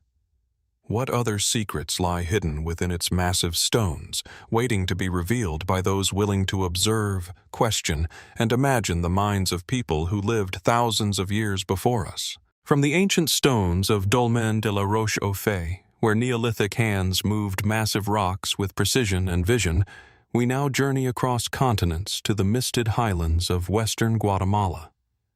There, nestled within the fertile slopes near the Pacific coast, lie the terraces and monumental complexes of Takalik Abaj, a site that embodies the convergence of artistry, engineering, and social organization over centuries. Unlike the dolmens of Brittany, or the carefully planned streets of Sisupalgarh, Takalik Abaj sprawls across natural slopes, its terraces rising in deliberate sequences, punctuated by plazas, stairways, and carved stelae, hinting at a civilization whose understanding of landscape, architecture, and ritual challenges the imagination. Takalik Abaj occupies a strategic position along ancient trade routes, bridging the Pacific lowlands and the highland interior. The site's terraces are not random agricultural platforms but appear to serve multiple functions: ceremonial, residential, and administrative, integrating human construction with the contours of the land. Walking across the terraces today, it becomes evident that each platform was sculpted with foresight, leveling earth, reinforcing slopes with stone-retaining walls, and arranging spaces to create vistas that frame distant mountains and sacred sites. How did the builders calculate such precise placement and stability in an era without modern surveying instruments or engineering textbooks? The terraces themselves seem to whisper secrets of techniques and knowledge that have largely vanished from memory. Archaeological investigations reveal that Takalik Abaj was occupied from as early as 800 BCE, spanning both Olmec-influenced and Maya cultural phases. The earlier Proto-Mesoamerican phase demonstrates a society with deep understanding of monumental construction. Large plazas, mounds, and terraces were interconnected, providing pathways, gathering spaces, and perhaps ceremonial staging grounds. Some terraces feature intricate drainage systems, hinting at an advanced awareness of water management and soil stability. How did early engineers anticipate the long-term effects of erosion, rainfall, and shifting earth? The alignment and durability of the terraces suggest knowledge that goes beyond simple trial and error, implying empirical observation and deliberate experimentation over generations. Carved stelae and monumental sculptures punctuate the terraces, their iconography reflecting a synthesis of Olmec and emerging Maya styles. These stone carvings depict rulers, deities, and symbolic motifs, hinting at spiritual and political hierarchies. Some stelae are remarkably heavy, yet they were raised into position with apparent ease, a feat that remains difficult to replicate even with modern technology. Were these stones transported with rollers, ropes, and human ingenuity alone, or might there have been mechanical principles understood intuitively by these ancient builders? The precise placement of monumental stone within the context of sloped terraces adds a layer of engineering complexity that continues to challenge archaeologists. Beyond individual monuments, the layout of Takalik Abaj raises questions about social organization. Terraces are arranged hierarchically, with larger platforms and temples occupying higher elevations, suggesting symbolic and functional significance. Lower terraces may have served domestic or communal purposes, while elevated spaces likely hosted ceremonies, governance, or religious observances.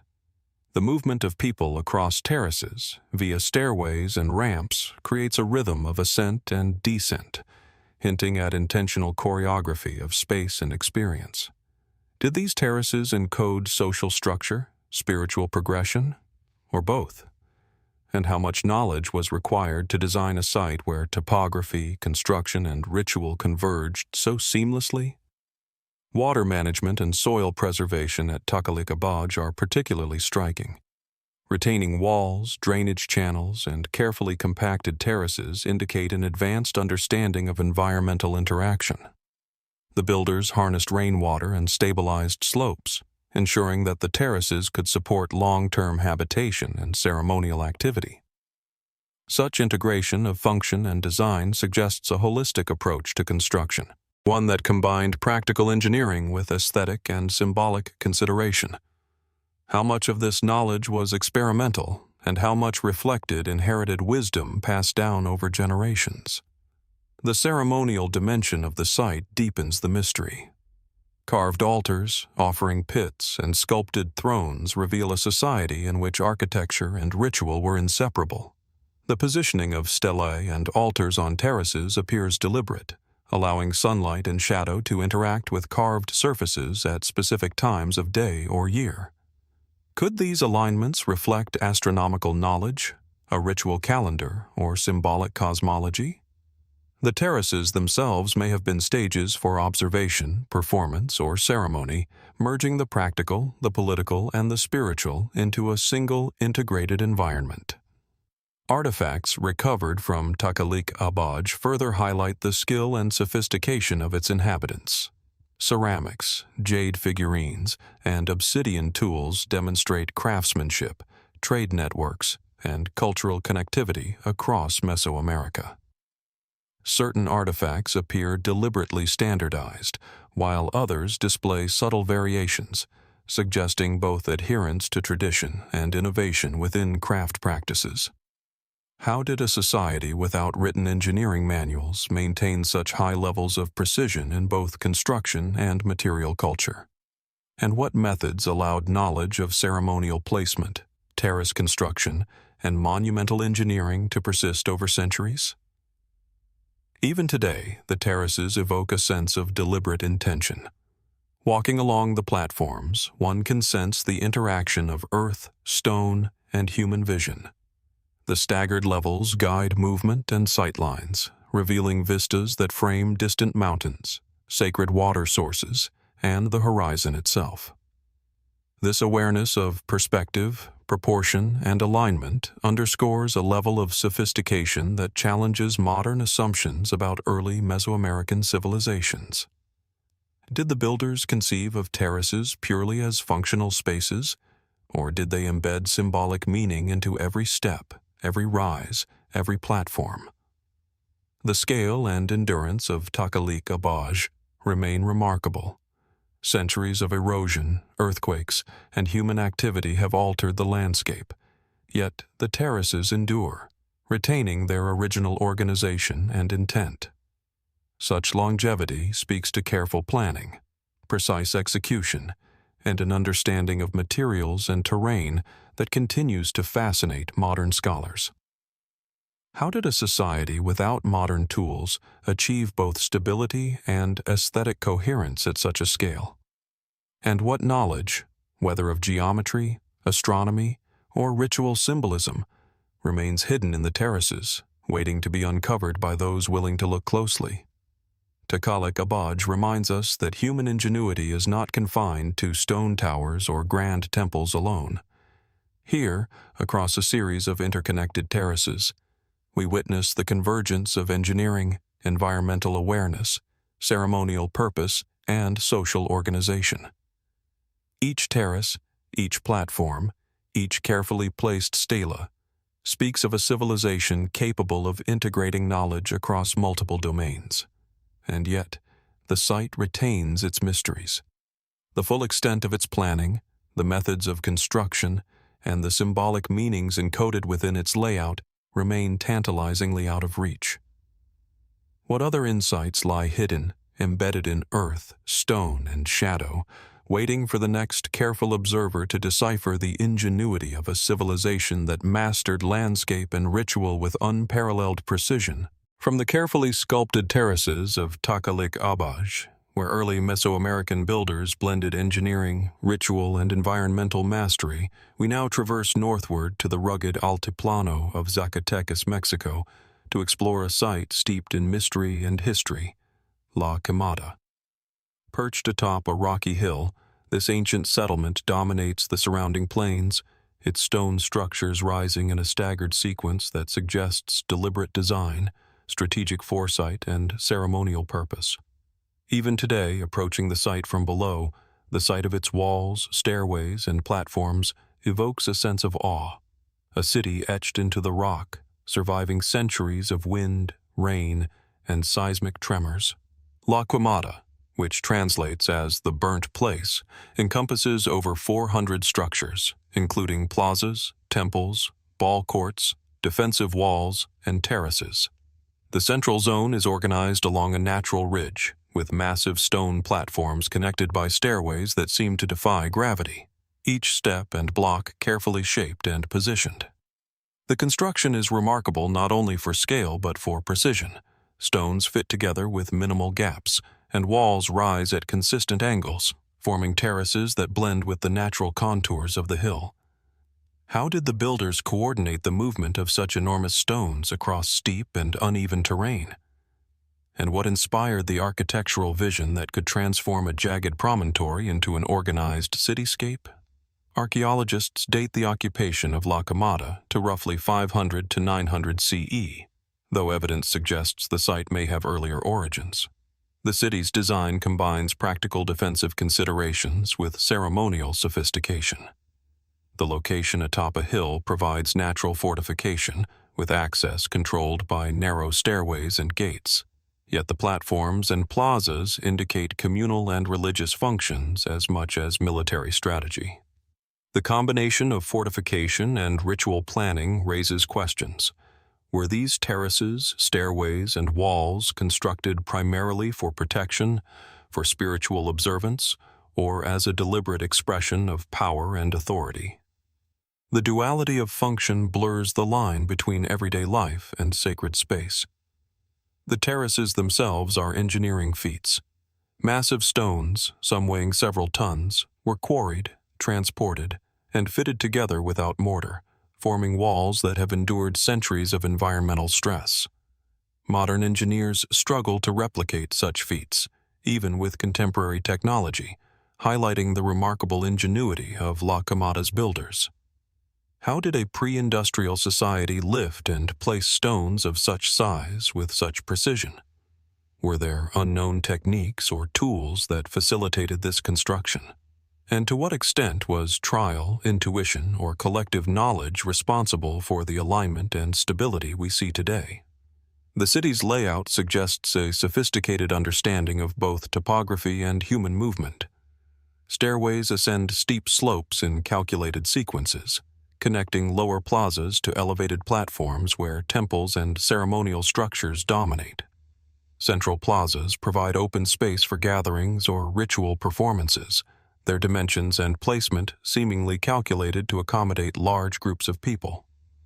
Could the careful choreography of elevation and spatial organization reflect not only practical design but also cosmological or ritual principles? Was movement through the city intended to evoke a spiritual journey, guiding inhabitants from the mundane toward the sacred? Artifacts recovered at La Quemada provide tantalizing insights, yet also deepen the mystery. Ceramics, stone tools, and evidence of metallurgical activity suggest a complex society engaged in craft, trade, and ritual. Remains of obsidian tools indicate both local and long-distance procurement, implying trade networks that spanned the region. Yet few inscriptions or written records survive, leaving the interpretation of the site's purpose largely to conjecture. Were these objects used for daily life, ceremonial offerings, or both? And how did a civilization without written codification maintain the architectural and social coherence necessary to construct a city of this scale? The defensive features of La Quemada are equally striking. Walls rise sharply along the ridge, with bastions and angular corners that provide both visual dominance and tactical advantage. Yet, these same walls integrate harmoniously with ceremonial plazas and stairways, suggesting an intentional blending of protection and symbolism. Did the city's designers see no contradiction between fortification and sacred architecture? Could the imposing structures have served simultaneously as deterrent, statement of authority, and stage for ritual observance? Fire, suggested by the site's name, adds another layer of mystery. Evidence indicates that sections of La Quemada were burned, whether through ritualized destruction, warfare, or accidental fire remains debated. Was the burning an act of conquest, purification, or ceremonial closure? And what remnants of lost knowledge, destroyed by flames, might have offered clearer insight into the city's function, hierarchy, and culture? The absence of definitive answers deepens the enigmatic aura surrounding La Quemada. Beyond stone and artifact, the very location of La Quemada seems deliberately chosen. Perched on a ridge with panoramic views of the surrounding valleys, the city establishes both visibility and control. Travelers approaching from any direction would encounter a formidable presence, emphasizing authority, vigilance, and permanence. Yet the site's elevated terraces also capture light, wind, and perspective in ways that hint at intentional aesthetic and symbolic awareness. Could these choices reflect not only practical strategy, but also a deeper understanding of human perception, landscape symbolism, and spiritual alignment? Even today, the ruins of La Quemada resonate with the ingenuity of its builders. Standing atop its terraces, one senses a dialogue between human skill and natural terrain, between elevated platforms and valley below. The precision, labor, and vision required to create such a city remains staggering, leaving visitors to wonder not only how it was achieved, but why. How did these early inhabitants conceptualize space, labor, and hierarchy to produce such lasting architecture? What principles guided the alignment of stairways, platforms, and plazas? And what other secrets encoded in the stones and terraces remain hidden, waiting to reveal the sophistication of a civilization long vanished from memory? La Quemada challenges modern assumptions about early Mesoamerican societies. Its construction required technical knowledge, social organization, and an awareness of both environment and ritual that continues to inspire awe. Yet, for all we know, the city's full purpose, methods, and meaning remain tantalizingly out of reach. As we walk its terraces, ascend its stairways, and contemplate its plazas, we are reminded that human ingenuity often surpasses our ability to fully comprehend it. What other insights, skill, or spiritual understanding are concealed within the stone of La Quemada, waiting for the patient observer to uncover a civilization that remains at once tangible and mysterious? From the burnt terraces and stone stairways of La Quemada, where human ingenuity transformed a rugged hill into a city of astonishing precision and mystery, we now journey across continents and centuries to the sun-baked cliffs of southwestern Turkey along the rugged Lycian coast. Here, in the jagged mountains overlooking the turquoise waters of the Mediterranean, lie the Lycian rock tombs, monuments carved directly into the cliffs, suspended above valleys and coves, defying both gravity and expectation.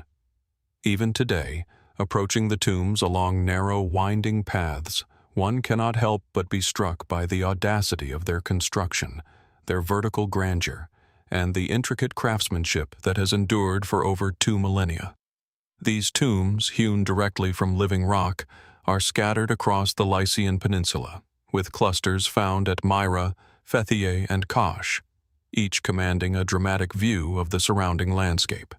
The most iconic tombs resemble miniature temples, complete with carved columns, pediments, and facades that mimic the architecture of Lycian city-states. The intricacy of the carving, combined with their location, often hundreds of feet above the valley floor, raises immediate questions about how they were created. What techniques allowed ancient craftsmen to carve massive chambers into sheer cliffs with such precision, ensuring structural stability while producing elaborate decorative details? How did they move tools, scaffolding, and possibly even the bodies to these inaccessible heights?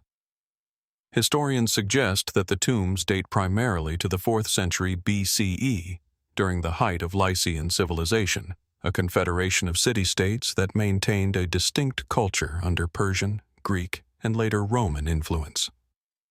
These tombs were intended as burial chambers for elite individuals, yet the scale and placement hint at something beyond mere interment.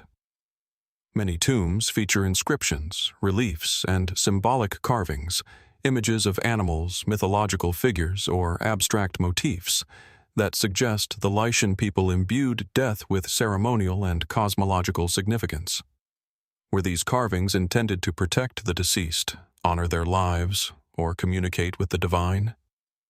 And what knowledge guided the artisans in translating abstract ideas into monumental rock facades? The engineering challenges are staggering. Some tombs required cutting horizontally into cliffs at steep angles, creating chambers supported solely by the surrounding rock. Capstones, lintels, and decorative elements were shaped in situ, often with seams so precise that modern observers marvel at their stability. The placement of these tombs, sometimes hundreds of meters above the valley floor, implies meticulous planning, scaffolding, and a deep understanding of both material properties and gravitational forces. Could these ancient builders have possessed techniques now lost to history, methods that allowed them to achieve precision, safety, and durability without contemporary machinery? The tomb facades themselves are a study in artistry and symbolism. Columns and pediments echo the architectural styles of Lycian civic buildings, suggesting that the tombs were intended to convey status, civic pride, and perhaps a sense of continuity between the living and the dead. Reliefs carved into stone surfaces often depict processions, animals, or mythological motifs. Some scholars argue these images were protective, warding off evil or guiding the soul to the afterlife. Others suggest that the carvings are cosmological, encoding ideas about time, the heavens, and the journey of the soul. The ambiguity invites speculation. Were these designs functional, symbolic, or both? And how much knowledge of geometry, proportion, and symbolism was required to translate abstract concepts into precise stone carvings? Access to the tombs adds another layer of mystery. Many are situated high on cliffs, with steep, narrow paths leading to their entrances. Some appear nearly inaccessible, as if designed to test the determination of the living while preserving the dead.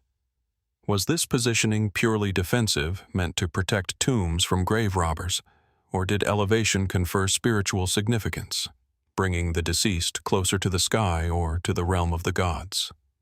And how did the Lycian people transport the dead, offerings and construction materials to these heights with such precision and care? Archaeological evidence reveals a surprising degree of continuity in technique and style. Across the Lycian Peninsula, tombs share structural principles, decorative motifs, and spatial orientation, suggesting a shared cultural knowledge or standardized approach to monumental funerary construction. Yet, despite this uniformity, individual tombs display unique elements, variations in carving, embellishments, and orientation, hinting at personal, familial, or city-specific expression. How did Lycian artisans balance communal tradition with individual innovation, and what knowledge, technical, spiritual, or both, was preserved and transmitted over generations? Even the interaction of tombs with natural light seems deliberate. Shadows cast across pediments and facades change with the sun's angle, illuminating details in ways that suggest intentionality. Could the builders have used solar movement to enhance ceremonies, mark specific dates, or dramatize the passage of time? Was this integration of light and stone purely aesthetic, or did it serve a spiritual or cosmological purpose, aligning the dead with celestial patterns? The enduring mystery of the Lycian rock tombs lies not only in their construction, but also in their cultural context. These tombs embody the convergence of technical skill, social hierarchy, and spiritual belief, yet the specifics of their rituals, construction methods, and symbolic meanings remain largely hidden. How did a society without modern engineering or machinery achieve such precision at such extreme heights? What cultural imperatives drove the creation of monuments that required immense labor, coordination, and knowledge, yet offered no immediate practical benefit? And what messages, encoded in stone and silhouette, might still be waiting for us to decipher, revealing insights about a civilization that thrived in a landscape both dramatic and unforgiving? Today, standing before a Lycian tomb, one senses both permanence and mystery. The massive stones, carefully carved facades, and vertical placement remind us that human ingenuity has long surpassed what we often assume possible for the ancient world. The tombs speak not in words, but in presence, a dialogue between human skill, the natural cliff, and the eternal sky above. They challenge us to consider not only the mechanics of their construction, but the worldview, beliefs, and intentions that shaped their creation. The Lycian rock tombs, with their audacious placement, precise craftsmanship, and enduring elegance, compel us to reflect on the limits of human knowledge and the mysteries that ancient civilizations can leave behind. How much of their expertise, ritual practice, or spiritual understanding has been lost to time? And how many secrets remain etched in the rock, silently waiting to reveal the depth of ingenuity, belief, and vision of a people who carved eternity into the cliffs above the Mediterranean? From the dramatic cliffs of the Lycian coast, where tombs rise high above valleys as silent monuments to the ingenuity and belief of an ancient people, we journey south across deserts and river plains to the heart of Nubia, to a region now part of modern Sudan. Here, amidst the arid landscape, the Musawwarat es-Sufra complex stretches across the sands, an enigmatic assemblage of stone structures whose purpose continues to confound archaeologists.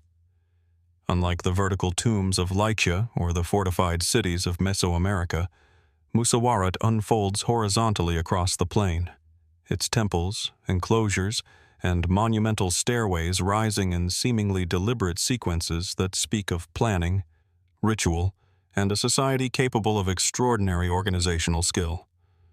Musawwarat is part of the ancient Meroitic civilization, flourishing between roughly 300 BCE and 350 CE, a society known for its ironworking, monumental architecture, and distinctive art. The site is most famous for the Great Enclosure, a vast ceremonial complex composed of stone walls, corridors, ramps, and platforms, punctuated with low reliefs and enigmatic carvings. From a distance, the walls appear simple, yet approaching them reveals an intricate network of chambers and terraces, each interconnected with a subtle logic that hints at a sophisticated understanding of space, movement, and communal function. How did the Meroitic architects plan such an expansive structure without surviving blueprints? And what cultural or spiritual imperatives guided the orientation, scale, and interconnection of these walls and ramps?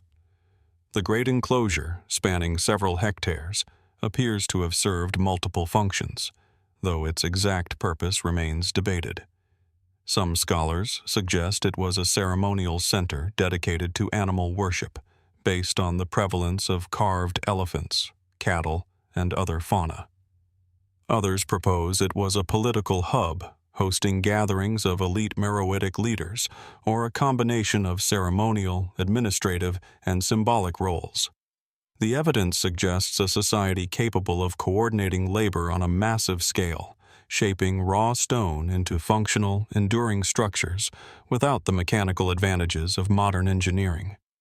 How did the Meroites lift and place massive blocks with such precision, and how were these labor forces organized to maintain alignment, stability, and aesthetic coherence across such a large site?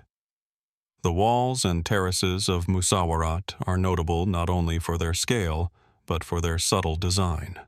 Stone blocks are fitted with remarkable accuracy, sometimes forming interlocking patterns that enhance stability. Corners, doorways, and corridors are carefully aligned, guiding movement across platforms in ways that appear deliberate rather than functional alone. Reliefs etched into walls depict animals in procession, enigmatic symbols, and occasionally human figures. Some carvings show repeated motifs of elephants, suggesting symbolic, spiritual, or political significance. Did these images encode meaning, communicate ritual practice, or serve as protective symbols? And to what extent did spatial layout, symbolism, and artistic expression converge to create an environment that was both functional and sacred? Water management and environmental adaptation are further indicators of Meroitic ingenuity. While the site exists in a semi-arid landscape, evidence of channels, wells, and cisterns suggests that the designers considered both practicality and sustainability. Terraces and raised platforms help manage drainage, preventing erosion, and protecting structures from seasonal flooding.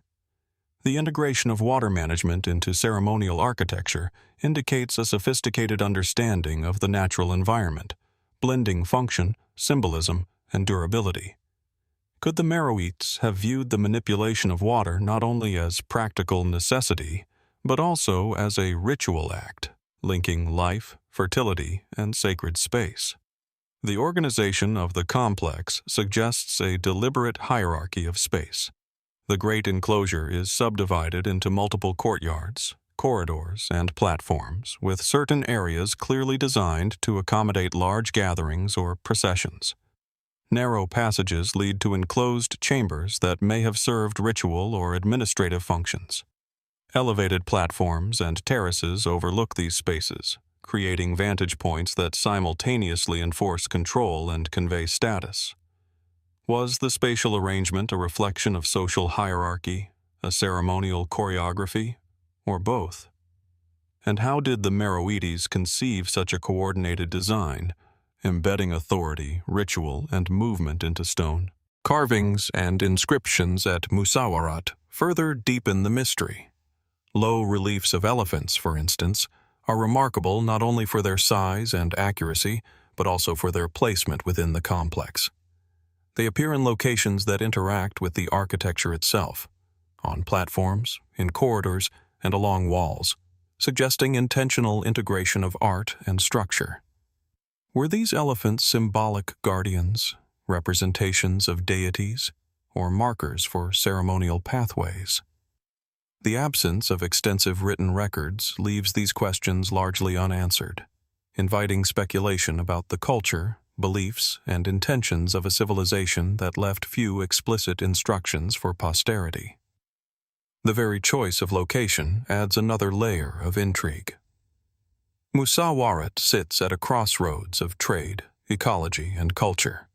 Its position along the Nile and near natural resources, would have facilitated communication, commerce, and sustenance, yet the site's massive scale and complex design suggest more than practical concerns. Was it conceived primarily as a ceremonial hub, a demonstration of political power, or as a symbolic manifestation of Meroitic cosmology? And how did the builders translate a vision of spatial, symbolic, and functional coherence into stone across hectares of arid terrain? Even today, walking through the great enclosure evokes a sense of deliberate design and ritualized purpose. Corridors guide movement with a subtle rhythm, terraces rise in measured sequences, and reliefs capture attention with their precision and placement. The structures speak of coordination, labor management, and artistic vision, yet the full methods and motivations behind their construction remain beyond our grasp. How were these monumental blocks quarried, transported, and fitted with such accuracy? And how much of the Meroitic understanding of space, symbolism, and ritual remains hidden in plain sight, encoded in stone, alignment, and relief? Musawwarat stone structures challenge modern assumptions about the capabilities of ancient civilizations. They remind us that even without modern tools or written blueprints, societies could achieve extraordinary feats of engineering, artistry, and planning. The careful integration of architecture, symbolism, environmental awareness, and ceremonial function demonstrates a sophistication that continues to inspire awe and curiosity. Yet, despite decades of study, the precise purpose of many structures, the methods of construction, and the full extent of their cultural meaning remain tantalizingly out of reach. Standing amidst the sun-baked stones of Musawwarat, one cannot help but sense both permanence and mystery.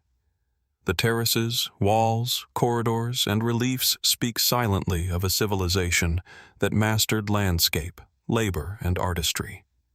They challenge us to reflect on the ingenuity and knowledge of the Meroites, and to wonder at the techniques, intentions, and spiritual insights that enabled such constructions. What other secrets lie hidden within the layout, the carvings, and the architecture of Musawwarat, waiting to reveal the depth of understanding, coordination, and belief of a civilization that flourished millennia ago, leaving us with structures that are at once tangible and utterly mysterious? From the stone corridors and terraces of Musawwarat, where Meroitic ingenuity shaped vast ceremonial complexes into the arid Nubian plains, we now journey across the equator to the lush highlands of central Costa Rica. There, in the rolling hills and forested valleys of Turrialba, the remnants of the Guayabo culture emerge, a sprawling archaeological site that whispers stories of an ancient civilization both sophisticated and enigmatic. Unlike the monumental enclosures of Sudan or the vertical facades of Lycian tombs, Guayabo unfolds horizontally across fertile landscapes, its roads, aqueducts, and terraces revealing a people deeply attuned to their environment, yet leaving behind mysteries that continue to defy modern understanding. Guayabo, believed to have been inhabited between approximately 1000 BCE and 1400 CE, is often referred to as Costa Rica's most important pre-Columbian site. Its sheer scale is striking.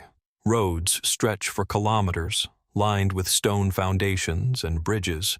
Circular and rectangular platforms rise from the earth, forming residential and ceremonial zones. Aqueducts channel water with precision across uneven terrain. Even today, walking along these ancient paths, one cannot help but sense the deliberate planning, coordination, and technical knowledge required to create such infrastructure long before modern tools. How did the Guayabo architects survey and map their landscape to achieve such geometric precision across valleys, hills, and rivers? The site's layout demonstrates a sophisticated understanding of spatial organization. Circular foundations, some over 10 meters in diameter, likely served as dwellings or communal structures, while elevated platforms suggest ritual or political functions. Roads connect plazas, ceremonial spaces, and residential zones in a network that implies centralized planning and social coordination. Were these roads purely functional, or did they also encode ceremonial processions, astronomical alignments, or symbolic journeys across the landscape? And how much knowledge of terrain, geometry, and labor organization was required to construct a city that remained coherent over generations? Water management at Guayabo is equally impressive. Stone-lined channels and aqueducts divert mountain streams, bringing fresh water to plazas, dwellings, and agricultural terraces. Evidence suggests the system was carefully engineered to prevent flooding, soil erosion, and stagnation, demonstrating not only practical knowledge but an intuitive understanding of hydraulic principles. Could water itself have held spiritual significance, with flowing channels symbolizing life, fertility, or divine order? And how did the Guayabo people achieve such integration of functionality, sustainability, and ritual meaning in their urban planning? Artifacts and carvings add layers of intrigue. Stone sculptures, petroglyphs, and ceramic fragments hint at ceremonial, religious, or symbolic practices. Among these, the dual-faced stone carvings stand out. Enigmatic images whose meaning remains unknown, yet whose placement in plazas or terraces suggests significance beyond decoration. Were they markers of social hierarchy, protective symbols, or expressions of cosmological beliefs? The ambiguity invites speculation, suggesting a culture that encoded knowledge, ritual, and memory into stone, much as other ancient civilizations did across continents and epochs. The construction methods themselves inspire awe. Foundations are built from carefully fitted stones, with some structures stabilized using interlocking techniques that endure centuries of tropical rain, earthquakes, and shifting soil. Bridges and elevated roads span depressions and streams, yet the engineering is subtle rather than monumental, blending with the landscape rather than dominating it. How did the builders calculate load, balance, and drainage with such precision, and how much of this expertise was empirical knowledge passed down over generations rather than codified in written form? Social organization at Guayabo can be inferred from the scale and coordination of the site. Large ceremonial plazas suggest communal gatherings, while clustered platforms imply family or lineage-based dwellings. The alignment and proximity of structures hint at hierarchy and ritual, yet the absence of fortifications raises questions about security and social dynamics. Did the Guayabo people rely on natural barriers, diplomacy, or spiritual belief to maintain stability? And how did they organize labor and knowledge to construct infrastructure that was both functional and symbolic across a sprawling site? Astronomical alignment may also have played a role in site planning. Some terraces and circular platforms appear oriented to celestial events, with sunrise and sunset illuminating key structures during solstices or equinoxes. Could this alignment reflect ritual calendars, agricultural timing, or spiritual cosmology? And if so, what methods allowed the Guayabo architects to integrate observational astronomy into long-term construction, ensuring that precise alignment endured over centuries? The integration of natural terrain, architecture, and symbolism is striking. Hills and valleys were not merely obstacles to be overcome. They were incorporated into the urban plan. Platforms follow natural contours. Roads climb and descend with care, and water channels mirror the flow of streams. This integration suggests a worldview in which humans, earth, and spiritual forces were intertwined. Did the Guayabo see their city as a microcosm of the cosmos, embedding meaning into every stone, road, and terrace? And how much of this knowledge has been lost, leaving modern visitors with only fragments and traces of a civilization that once flourished across these fertile hills? Even today, the ruins evoke a sense of deliberate intention. Standing on an elevated terrace, one can trace the alignment of roads, aqueducts, and platforms, sensing the coordination and foresight required to orchestrate a living, functioning city. The structures are durable yet harmonious, monumental yet subtle, blending technical skill with aesthetic and symbolic awareness. What methods did the Guayabo use to transfer knowledge across generations, ensuring that urban design, water management, and ceremonial space remained consistent over centuries? And how much of their spiritual or cosmological understanding is encoded within the site, waiting for the careful observer to uncover it? Guayabo challenges modern assumptions about pre-Columbian civilizations in Central America. Its scale, organization, and technical sophistication demonstrate a society capable of remarkable ingenuity, environmental awareness, and cultural expression, yet much of its history remains obscured. Walking along the ancient roads, crossing stone bridges, and observing aqueducts that continue to channel water, one cannot help but marvel at the human capacity to shape landscapes, organize labor, and embed meaning into enduring structures. The site remains a puzzle. For all we know, Guayabo represents not only practical urban planning, but also a complex fusion of ritual, cosmology, and political authority. A civilization whose knowledge of engineering, water management, and social organization rivals contemporaneous cultures elsewhere in the world. And yet, despite decades of study, many questions remain unanswered. How exactly were these roads and aqueducts constructed? What precise rituals or ceremonies took place in the plazas and terraces? And what lessons, beliefs, or insights have been encoded into the very stones of Guayabo, waiting to be discovered by those patient enough to observe and interpret a culture that thrived long before the written record? Standing amidst the verdant terraces and sun-washed stone of Guayabo, we are reminded that human ingenuity transcends time and geography. Here, as in Musawwarat, Takalik Abaj, or La Quemada, a civilization has left an enduring mark, a legacy of planning, skill, and vision that continues to provoke wonder. What secrets remain hidden within the roads, terraces, and aqueducts of Guayabo? And what can they teach us about the ingenuity, spirituality, and organization of a culture that once flourished in the heart of Costa Rica, leaving behind a landscape that is at once tangible and profoundly mysterious? From the lush terraces and aqueducts of Guayabo, where Central American ingenuity shaped the landscape with precision and ceremonial purpose, we now traverse westward across the Asian continent to the rugged plains of Balochistan in modern-day Pakistan. Here lies Mehrgarh, one of the earliest known centers of human settlement in South Asia, where the echoes of prehistoric communities are etched into stone foundations, baked bricks, and carefully organized structures.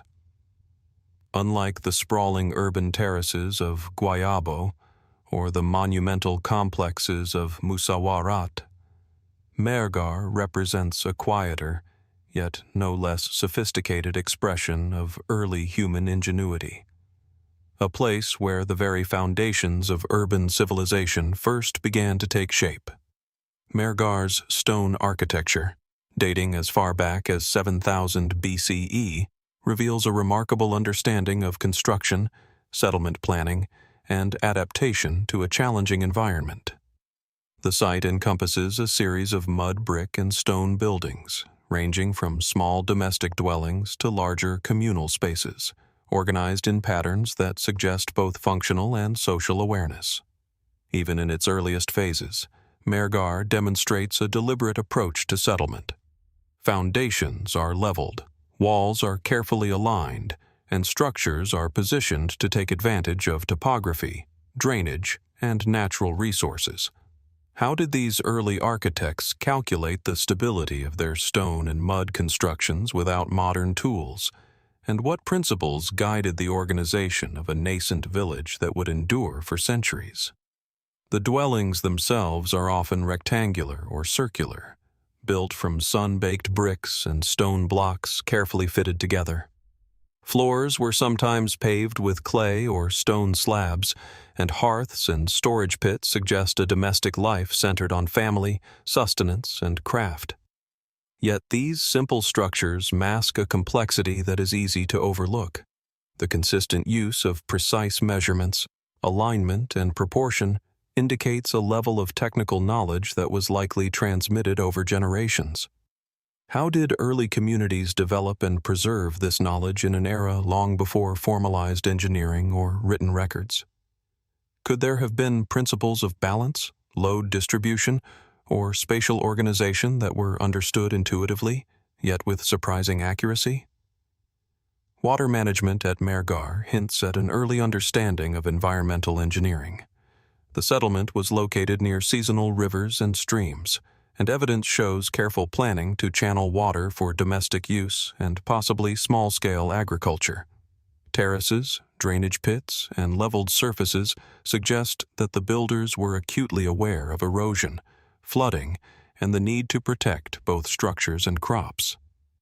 Did the inhabitants perceive these interventions purely as practical necessities, or did water itself carry symbolic or ritual significance, marking cycles of life and renewal?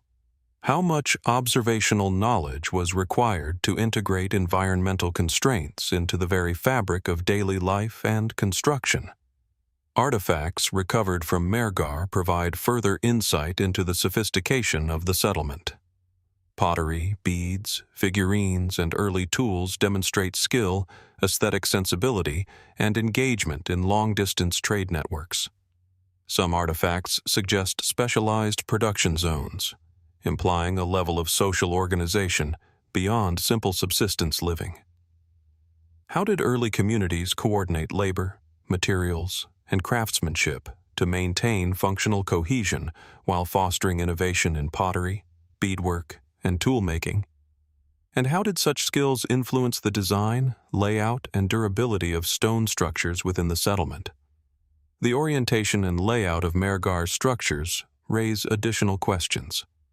Certain buildings are aligned along north-south or east-west axes, while others appear to respect natural contours, creating a harmonious integration with the surrounding terrain.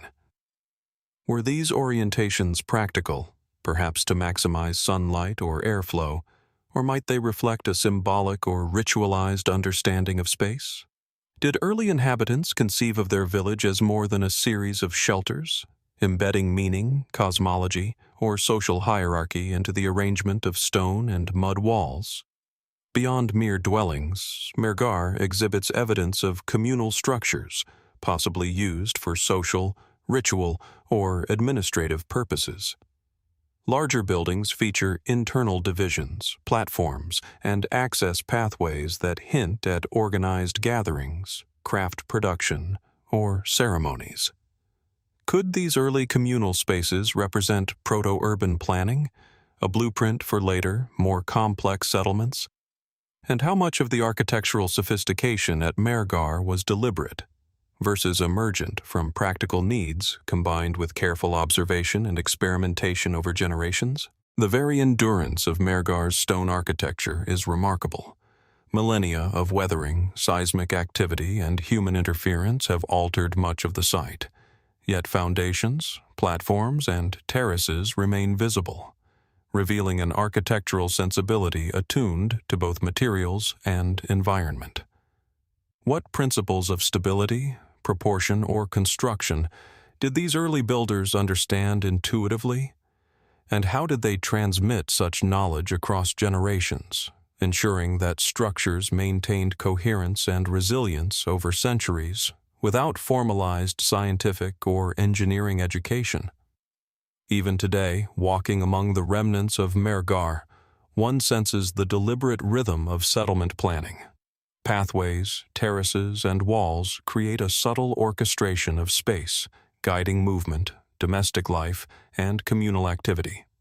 The alignment of dwellings, the careful positioning of hearths and storage areas, and the integration of water and terrain speak of a culture that balanced practicality with emerging social and spiritual awareness. How much of their worldview, their understanding of human needs, and their perception of the natural world is embedded in these foundations? And how much knowledge remains hidden in plain sight, waiting to be deciphered by careful observation and reflection? Mehrgarh's stone architecture challenges assumptions about the origins of urban civilization. It reveals a community capable of sophisticated planning, technical skill, and social organization long before the rise of monumental empires in Mesopotamia or Egypt. The site demonstrates that human ingenuity, adaptability, and vision are not bound by time or technology. They emerge wherever people engage with their environment, resources, and society in thoughtful and deliberate ways. Yet, despite decades of study, many questions remain. How exactly were early structures constructed to endure? What social, ceremonial, or symbolic purposes guided layout and alignment? And what broader cultural knowledge, encoded in stone foundations, walls, and terraces, has been lost to time, leaving only tantalizing traces of a civilization at the dawn of urban life? Standing amidst the remnants of Mehrgarh, one is struck by both simplicity and sophistication, by the elegance of functionality and the mystery of intention. Here, as in Guayabo, Musawwarat, or La Quemada, we encounter human creativity reaching beyond immediate survival, shaping space and community with insight, skill, and vision. What other secrets lie hidden within these early stone foundations? How did the inhabitants of Mehrgarh conceive of permanence, order, and human endeavor in a world so distant from modern technology? And what lessons, lost and partially preserved, might still emerge from these ancient stones, connecting us to the ingenuity and imagination of humanity's earliest urban builders? From the quiet stone foundations of Mehrgarh, where the earliest urban settlements of South Asia reveal the deliberate genius of prehistoric communities, we now move westward across continents and centuries to the arid coastal plains of northern Peru.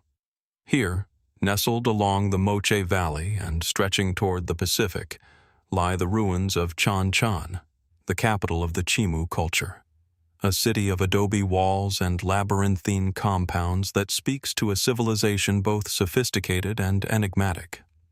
Unlike the durable stone of Mehrgarh or the aqueducts of Guayabo, Chan Chan's sun-baked mud brick structures carry the dual vulnerability and endurance of an environment shaped by wind, rain, and human ingenuity, their interiors hinting at ceremonial, political, and residential life in a city that once thrived in relative isolation. The inner compounds of Chan Chan are perhaps the most striking aspect of the city. Within a network of massive walls, sometimes over 10 meters high, lie courtyards, audience halls, ceremonial spaces, and residential quarters, meticulously arranged in a hierarchical order. These inner compounds, known as ciudades or walled palaces, served as centers of political authority, ritual activity, and elite habitation. As one walks through the labyrinthine corridors of these compounds, the walls loom with reliefs depicting fish, waves, and geometric motifs, symbols that may reference the sea, cosmology, or the social order itself. How did the Chimu architects conceive such an intricate system of spatial organization, where each compound conveys both practical function and symbolic authority? Chan Chan was constructed primarily from adobe, a mixture of clay, sand, and straw, molded into enormous bricks and left to dry under the sun. The sheer scale of these walls is astonishing. Some enclosures span hundreds of meters, their height and thickness designed not only for defense, but also for climatic insulation and monumental effect. Despite the material's vulnerability to erosion, many walls retain crisp patterns and structural coherence, suggesting careful planning, maintenance, and perhaps techniques that modern engineers struggle to replicate. How did the Chimu manage to mold, transport, and assemble these enormous adobe blocks with precision? And what methods were employed to ensure stability and durability in a region prone to earthquakes and seasonal flooding? The arrangement of the inner compounds reflects an advanced understanding of hierarchy, ritual, and urban function. Courtyards are often surrounded by high walls that isolate elite spaces from the surrounding city, while large central plazas accommodate gatherings, ceremonies, and administrative activity. Narrow corridors and multiple entrances suggest deliberate control of movement, access, and privacy, implying a nuanced understanding of social organization. Were these layouts purely functional, or did they also carry symbolic meaning, representing the power dynamics, spiritual cosmology, or ideological control of the Chimu elite? And how did the architects balance security, visibility, and ceremonial access within each compound? Decorative motifs carved into adobe walls offer further layers of intrigue. Fish, waves, and sea creatures dominate many reliefs, reflecting the Chimu's intimate relationship with the Pacific Ocean and its resources. Geometric patterns, often repeated across compounds, may encode social, ceremonial, or cosmological information, creating a visual language that would have been immediately recognizable to inhabitants while remaining mysterious to outsiders. Could these patterns have served as mnemonic devices, spiritual guides, or markers of lineage and authority? And to what extent did symbolism dictate the design of space, proportion, and ornamentation within each compound? Water management was a crucial concern for the Chimu, and the inner compounds reveal a sophisticated integration of hydraulic infrastructure. Canals and reservoirs channeled river water to provide both practical and ceremonial functions, nourishing crops, cooling living spaces, and supporting ritual ablutions. The careful alignment of canals with courtyards, plazas, and ceremonial areas suggests intentional design, blending engineering, urban planning, and cosmology. How much of this design was guided by empirical observation, trial and error, or inherited knowledge? And how did the Chimu anticipate seasonal variations in water flow while maintaining the integrity of fragile adobe structures? The labor and organization required to construct Chanchan's inner compounds were immense. The city is estimated to have housed tens of thousands of people at its peak, all coordinated through a centralized authority that oversaw brick production, wall construction, and ongoing maintenance. Workers had to navigate logistical challenges, transporting massive adobe bricks, shaping them consistently, and assembling walls with both structural and aesthetic precision. How did the Chimu manage such complex coordination without the tools or machinery we take for granted today? And what social, political, or religious systems enabled a city of this scale to function harmoniously over centuries? The interiors of the compounds reveal further mysteries. Platforms, small rooms, storage areas, and ritual spaces hint at diverse functions, yet much remains uncertain. Were these areas strictly domestic, ceremonial, or administrative? Some chambers appear to have been deliberately designed for sound amplification or privacy, suggesting awareness of acoustics, observation, or ceremonial performance. Could the Chimu architects have integrated principles of perception, ritual flow, or psychological impact into the very walls of their city? And if so, how much of this knowledge has been lost, leaving only the silent stones to testify to their expertise? Even the city's orientation and layout raise questions. Many compounds are aligned to capture prevailing winds, maximize shade, or provide visual prominence from key vantage points. The repetition of architectural forms and motifs across compounds suggests a codified system of construction, yet variation within specific elements hints at individual expression or functional adaptation. Did these choices arise purely from environmental necessity, or were they informed by ritual, symbolism, or hierarchical protocol? How did the Chimu balance uniformity and innovation in the creation of these vast inner spaces? Today, standing amidst the adobe walls of Chanchan, one senses both permanence and impermanence. The structures rise boldly against the desert landscape, yet their material reminds us of vulnerability, of labor sustained over generations, of knowledge that might vanish if not carefully preserved. The inner compounds challenge our understanding of pre-Columbian engineering, urban planning, and social organization, revealing a civilization capable of monumental achievement without stone, steel, or written codification. What techniques, rituals, or social systems enabled such precision, such cohesion, and such enduring influence?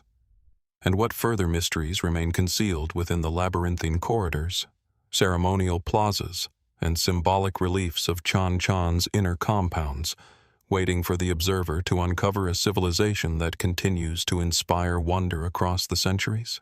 From the adobe walls and labyrinthine inner compounds of Chan Chan, where the Chimu people orchestrated space, ritual, and governance with astonishing precision, we journey north across continents and climate zones to the stark, windswept islands of the White Sea in northwestern Russia. There, carved into the rocky terrain of Bolshoi Zayatsky Island, lie the enigmatic labyrinths, stone structures whose intricate patterns have puzzled historians, archaeologists, and travelers for centuries. Unlike the sprawling cityscapes of the Americas or the monumental complexes of South Asia, these labyrinths are modest in scale, yet profoundly mysterious, their purpose and meaning largely hidden in the fog of time. Walking along the uneven cliffs of the island, one can feel the tension between human intention and the raw, rugged landscape, a dialogue frozen in stone. The labyrinths, numbering more than 30 across the island, are formed by flat stones carefully laid out in elliptical or spiral patterns, often measuring up to 15 meters in diameter. From above, the patterns resemble intricate mazes, yet they are composed not of walls or enclosures, but of low, unbroken lines of stone tracing complex geometric pathways. The construction is deceptively simple, yet the precision required to create continuous paths without deviation over such irregular terrain is remarkable. How did ancient builders achieve such consistency, often working on uneven rock surfaces with tools far more primitive than our modern surveying instruments? And why were these labyrinths situated in such remote, inhospitable locations, often near cliffs or facing the sea? The dating of Bolshoi Zayatsky labyrinths is uncertain. Estimates suggest they were constructed sometime between the Bronze Age and Early Iron Age, possibly between 2000 BCE and 500 CE. The absence of written records or direct cultural continuity leaves scholars to rely on context, typology, and comparison with other northern European labyrinths. Similar stone labyrinths, sometimes called Trojaborgs or Viking labyrinths, appear along the coasts of Scandinavia and the Kola Peninsula, hinting at widespread northern European practices. Yet the function of these labyrinths remains intensely debated. Were they ritual spaces, astronomical tools, fishing guides, or symbolic maps of the cosmos? And what cultural knowledge informed their creation, encoding meaning into the arrangement of stones rather than the words of a text? Many labyrinths are located near the shoreline, their paths sometimes oriented to catch the rising or setting sun, the phases of the moon, or other celestial markers. Some researchers propose that these patterns served as ritual or ceremonial devices, guiding participants through symbolic journeys or initiations. Others argue they were practical in nature, perhaps assisting in fish traps or as navigational markers for seafarers. Could they have been both, functional in daily life yet layered with spiritual significance? And what can the careful alignment of paths tell us about the worldview of their creators, who lived in a landscape of extremes, where survival depended on observation, skill, and knowledge passed from generation to generation? The construction technique itself raises further questions. Stones were selected for their flatness and durability, arranged in continuous lines that withstand centuries of harsh weather, freezing, thawing, and salt spray.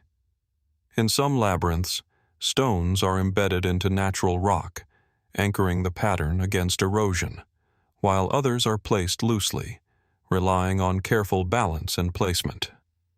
How did these early builders conceptualize their patterns? Were full layouts planned in advance, or did the labyrinths emerge through iterative placement, guided by observation, intuition, and communal memory? And how did these communities ensure continuity and fidelity across labyrinths scattered over the island?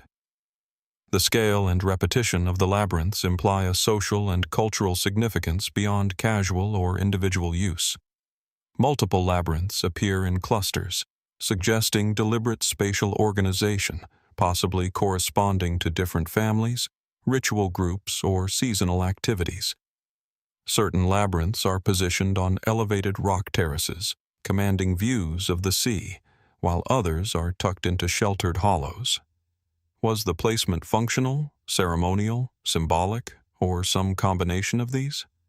Could the builders have intended a narrative or experiential journey, guiding participants along paths that mirrored cosmological, seasonal, or social cycles?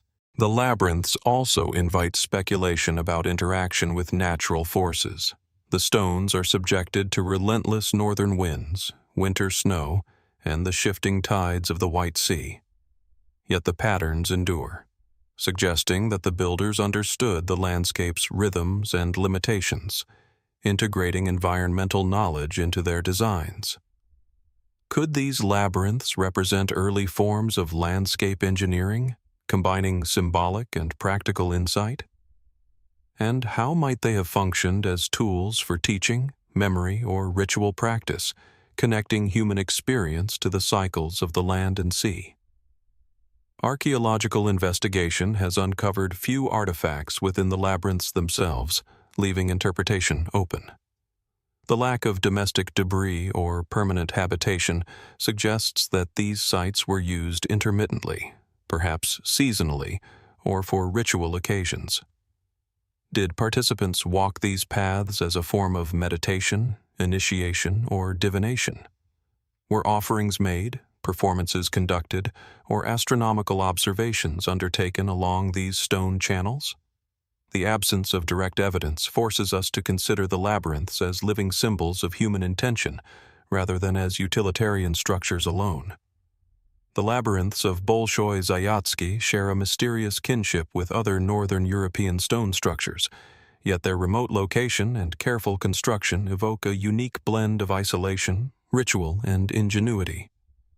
Walking their paths today, one can imagine the ancient builders navigating the same cliffs and winds, measuring stone by eye, aligning patterns with sun and sea, and embedding meaning into the very terrain.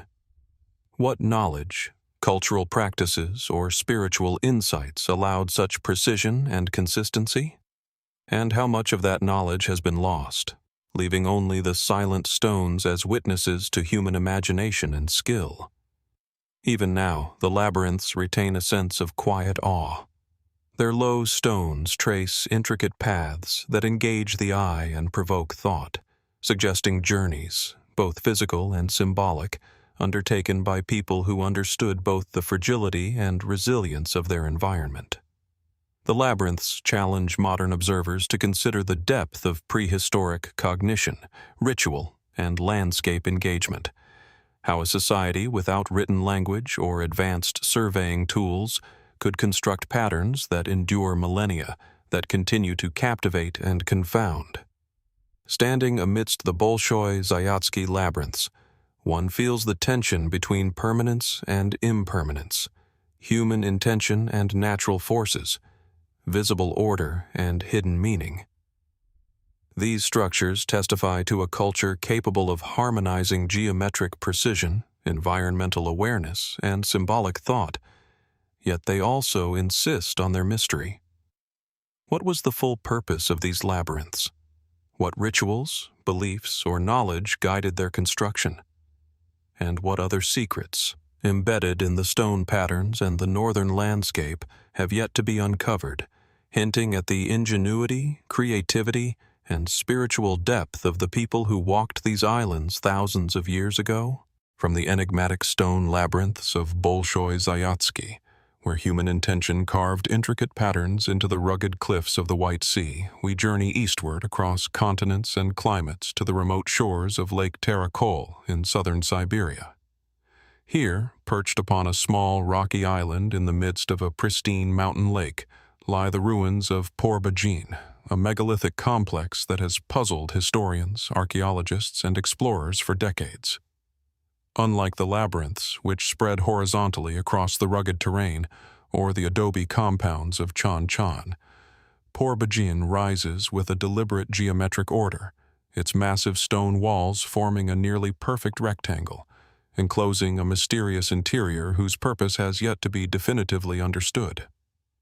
Por-Bajin, also known as the White City for its pale limestone construction, measures approximately 200 by 200 meters. Its outer walls are composed of carefully dressed stone blocks, some weighing several tons, arranged in precise right angles that reflect a remarkable understanding of geometry and planning. Inside, the complex is subdivided into smaller enclosures, terraces, and foundations that hint at both domestic and ceremonial functions.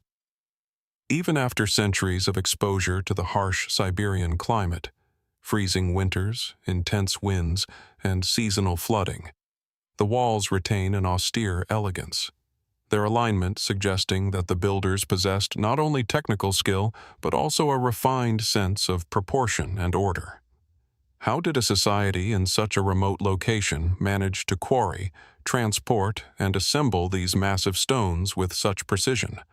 And what purpose demanded this scale and sophistication in such a seemingly isolated environment?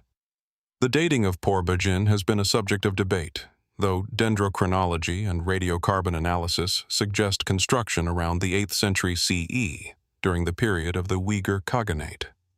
Some scholars propose that the site functioned as a fortress, others as a monastery, and yet others as a seasonal palace or administrative center. The debate is intensified by the absence of inscriptions, domestic artifacts, or evidence of long-term habitation.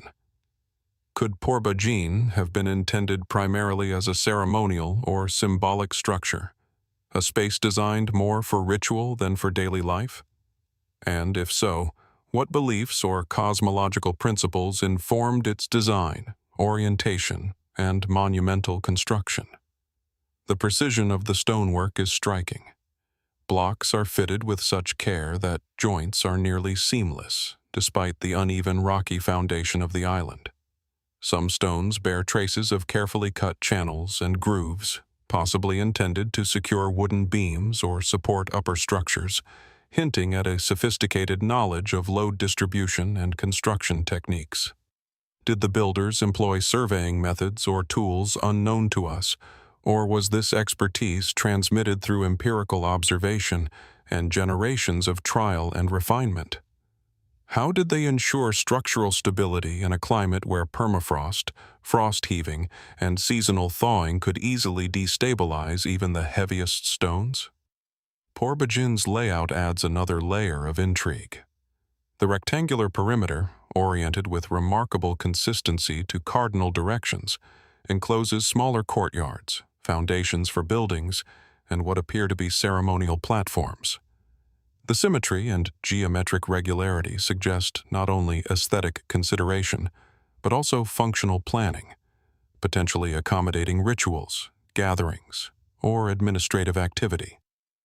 Was the orientation guided purely by practical factors, such as sunlight, prevailing winds, or topography, or did symbolic or cosmological principles also shape the design? And how might these intentions have interacted with the broader landscape of mountains, lake, and sky to create an integrated cultural statement?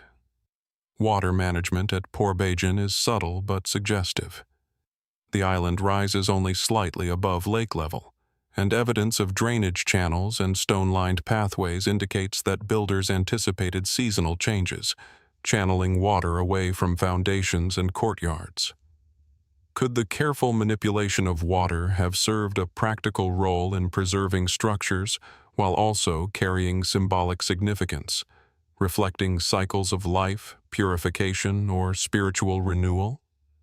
And to what extent does the integration of the lake into the city's planning hint at a cultural or ritual connection between architecture and environment? Artifacts discovered within the site are sparse. A few fragments of pottery, traces of wooden beams, and post holes hint at the presence of structures and daily activity, yet they provide limited insight into the social organization, population, or rituals that Por-Bajin supported.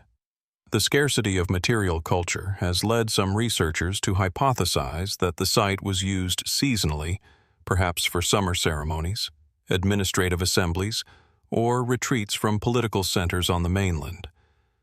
Could this intentional sparseness of evidence itself reflect the purpose of the site, designed for temporary yet significant use, leaving behind only monumental testimony in stone?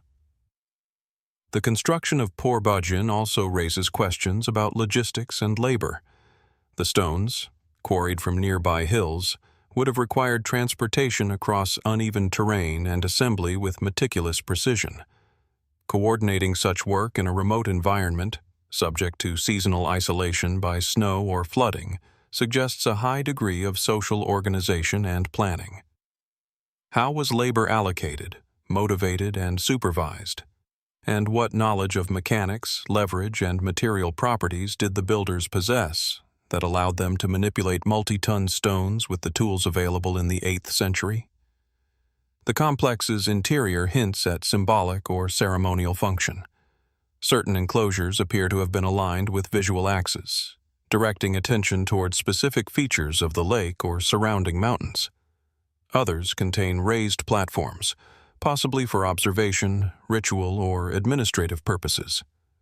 Could these alignments reflect cosmological principles, astronomical observation, or ceremonial choreography? And if the site was intended as a palace, monastery, or ritual center, how did its designers encode power, hierarchy, or spiritual meaning into stone, space, and orientation?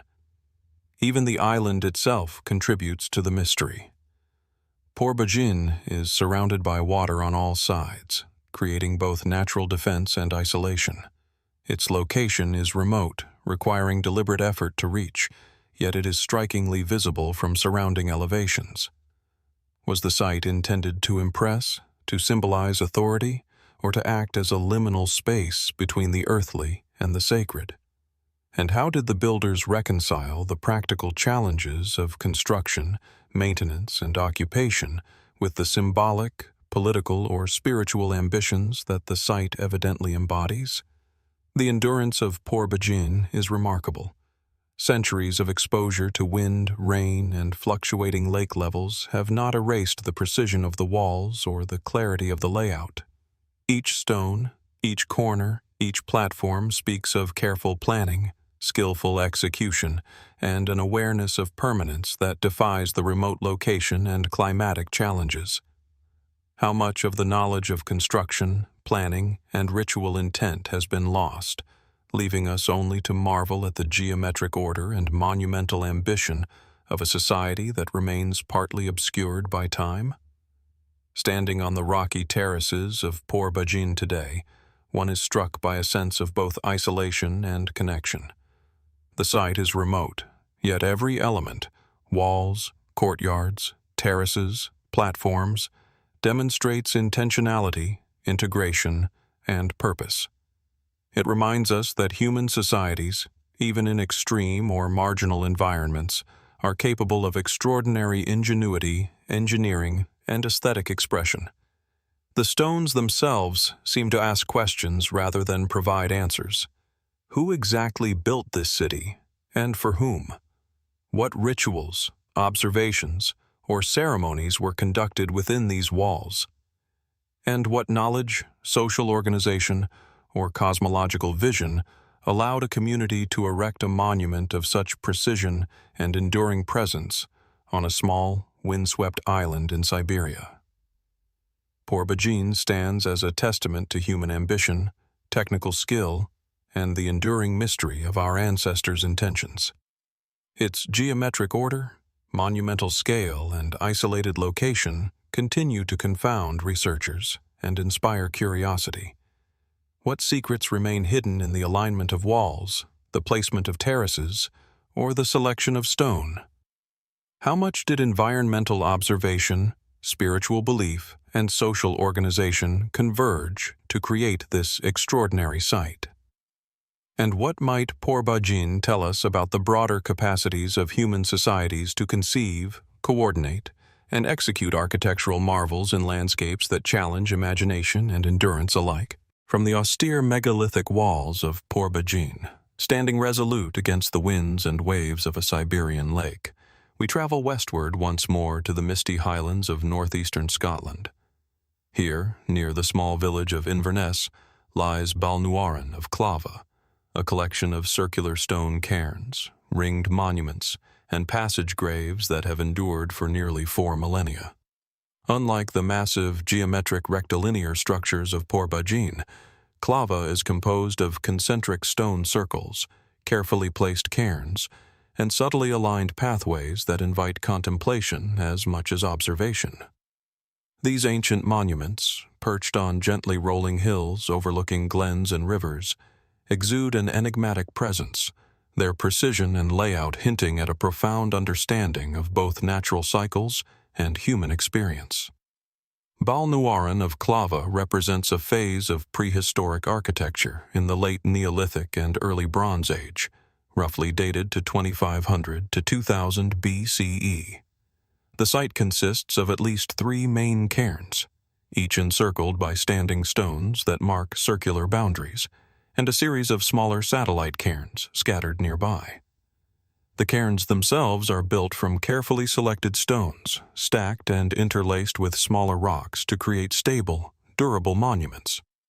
Passageways, sometimes aligned with solar or lunar events, penetrate the cairns, revealing chambers that once housed the dead or perhaps served ceremonial purposes. How did these early communities plan and construct such enduring structures, combining geometry, astronomy, and ritual in ways that continue to baffle modern observers? The stone circles surrounding each cairn are particularly striking. Standing stones vary in height but are placed with meticulous care, creating an elliptical or circular perimeter that encloses and defines the sacred space. Some stones are marked with subtle carvings or cup marks, small depressions whose significance remains a matter of debate. Were these markings symbolic, functional, or communicative in ways now lost to time? Could they have served as guides for ritual movement, offerings, or observation of celestial phenomena? And what social structures were necessary to coordinate the selection, transport, and placement of these massive stones in such precise arrangements? Passageways through the cairns reveal a deliberate orientation. Many align with solar or lunar cycles, such as the midwinter sunset, casting light along the interior axis of the tombs. This careful attention to the movement of celestial bodies suggests a society attuned to seasonal change, agricultural cycles, and the symbolic significance of light and darkness. How did prehistoric builders, without written language or modern instruments, achieve such precise alignments? Were these orientations the result of careful observation over generations, or did they reflect a deeper, perhaps spiritual understanding of the cosmos and its reflection upon human life? The scale and distribution of cairns and circles at Balnuaran of Clava further enhance the mystery. While each monument is impressive on its own, the relationship between them appears intentional. Pathways connect cairns, while alignments extend across the landscape, subtly guiding the eye toward distant hills, river valleys, or other ceremonial points. Could these connections indicate a sacred geography, encoding myth, memory, or cosmological understanding into the land itself? And how did the builders balance practical construction with symbolic intention, integrating terrain, sight lines, and ritual function into a coherent whole? Construction techniques at Clava reveal both ingenuity and adaptation. Stones were selected for size, shape, and durability, carefully stacked to resist erosion and movement over millennia. The inner chambers of passage graves were often lined with smaller stones, creating stable walls and floors while guiding movement through the interior space. Were these chambers designed for practical burial purposes, ceremonial gatherings, or perhaps both? How did builders anticipate environmental pressures, frost, rain, and shifting soil, when assembling structures that would endure for thousands of years? And what knowledge of physics, geometry, and material properties did these prehistoric architects employ to ensure that their monuments would remain intact long after their builders were gone? Artifacts recovered from Clava provide tantalizing clues. Flint tools, pottery fragments, and personal ornaments suggest a society engaged in craft, trade, and ritual practice. Yet, the relatively sparse material culture within the cairns emphasizes the symbolic importance of space over objects. Could the experience of walking between cairns, tracing circular paths, and entering dimly lit chambers have held as much significance as any material offering? And how might movement, light, and the human body itself have been integrated into the ritual or ceremonial experience encoded within these stones? The alignment of Clava with astronomical events adds another layer of intrigue. Sunlight streaming through passageways at solstices, the placement of stones to mark lunar extremes, and sightlines connecting cairns to distant horizons suggest a sophisticated understanding of celestial mechanics. Were these alignments purely functional, guiding agricultural or seasonal cycles? Or did they serve a spiritual or symbolic purpose, connecting the lives of the living with the movement of sun, moon, and stars, bridging earthly existence with the celestial order? The spatial hierarchy within Balnuaran of Clava is also notable. Larger cairns dominate the landscape, surrounded by smaller satellite monuments, forming a layered network of sacred and possibly political significance. This hierarchy implies social organization, with leadership or ceremonial authority capable of mobilizing labor, materials, and knowledge over considerable distances. How was this coordination achieved in a pre-literate society? And how did ritual, social hierarchy, and community identity converge to produce monuments that were at once functional, symbolic, and enduring? Even the subtle features of Clava are worthy of attention. Curved walls, elliptical circles, and the careful placement of stones to catch shadow and light demonstrate an aesthetic sensibility intertwined with function. Could these features have guided human perception and movement in specific ways, creating experiences of awe, reflection, or spiritual connection? And if so, what insights into cognition, ritual, and landscape perception are embedded in these stone forms, now silent but still palpable to modern visitors? Walking among the cairns today, one can sense a dialogue between human ambition and the natural environment.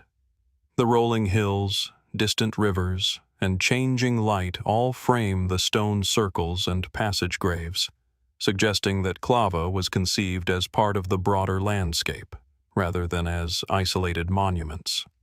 How did the builders perceive their place in this environment, and how did they encode that perception into stone, geometry, and space? What relationship between humans, ancestors, and cosmos guided every choice, from stone selection to circular layout, from passage orientation to the connection between monuments across the landscape? The endurance of Balnuaran of Clava is a testament to human ingenuity, ritual imagination, and the drive to leave meaning encoded in the physical world. Though thousands of years have passed, the stones retain a quiet power, challenging observers to consider the intentions, knowledge, and worldview of the people who built them. How much of their knowledge, spiritual understanding, and social organization is lost, leaving us only with carefully placed stones and enigmatic alignments? And what might further study, observation, or reflection reveal about a culture capable of transforming landscape, cosmos, and human experience into monuments that endure across millennia? Standing on the Scottish Highlands, looking out across Clava's cairns and stone circles, one senses both mystery and clarity.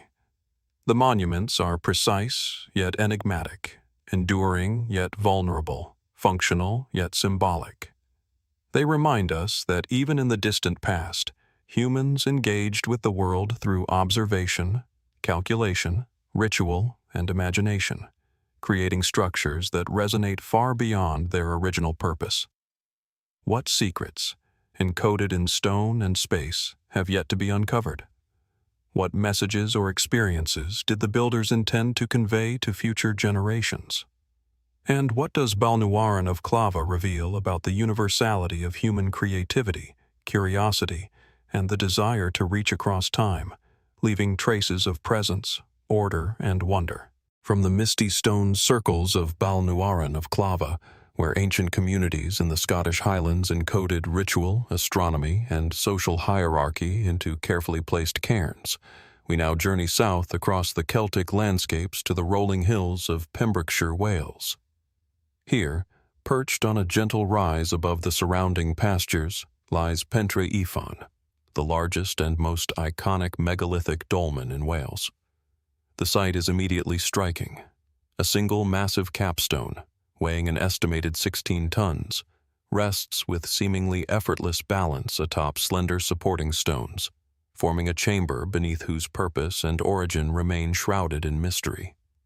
The monument's scale and precision suggest a people with profound understanding of weight, leverage, and the symbolic power of stone, yet its construction continues to challenge modern imagination. Pentre Ifan dates to approximately 3,500 BCE within the Neolithic period, a time when farming communities were establishing permanent settlements, ceremonial traditions, and monumental architecture across Western Europe. Unlike the labyrinthine cairns of Clava or the rectilinear walls of Por-Bajin, Pentre Ifan embodies simplicity in its formal expression, but complexity in its execution. The dolmen consists of a single chamber, framed by upright stones and capped with the enormous slab that appears to float above the ground, its base set with meticulous precision. How did Neolithic builders, with no cranes or modern machinery, transport, lift, and position such a colossal stone? And why did they choose to create such a monumental yet visually minimalist structure? The dolmen's setting is as deliberate as its construction. Positioned on a slight rise, Pentre Ifan overlooks meadows and streams that would have been central to Neolithic life.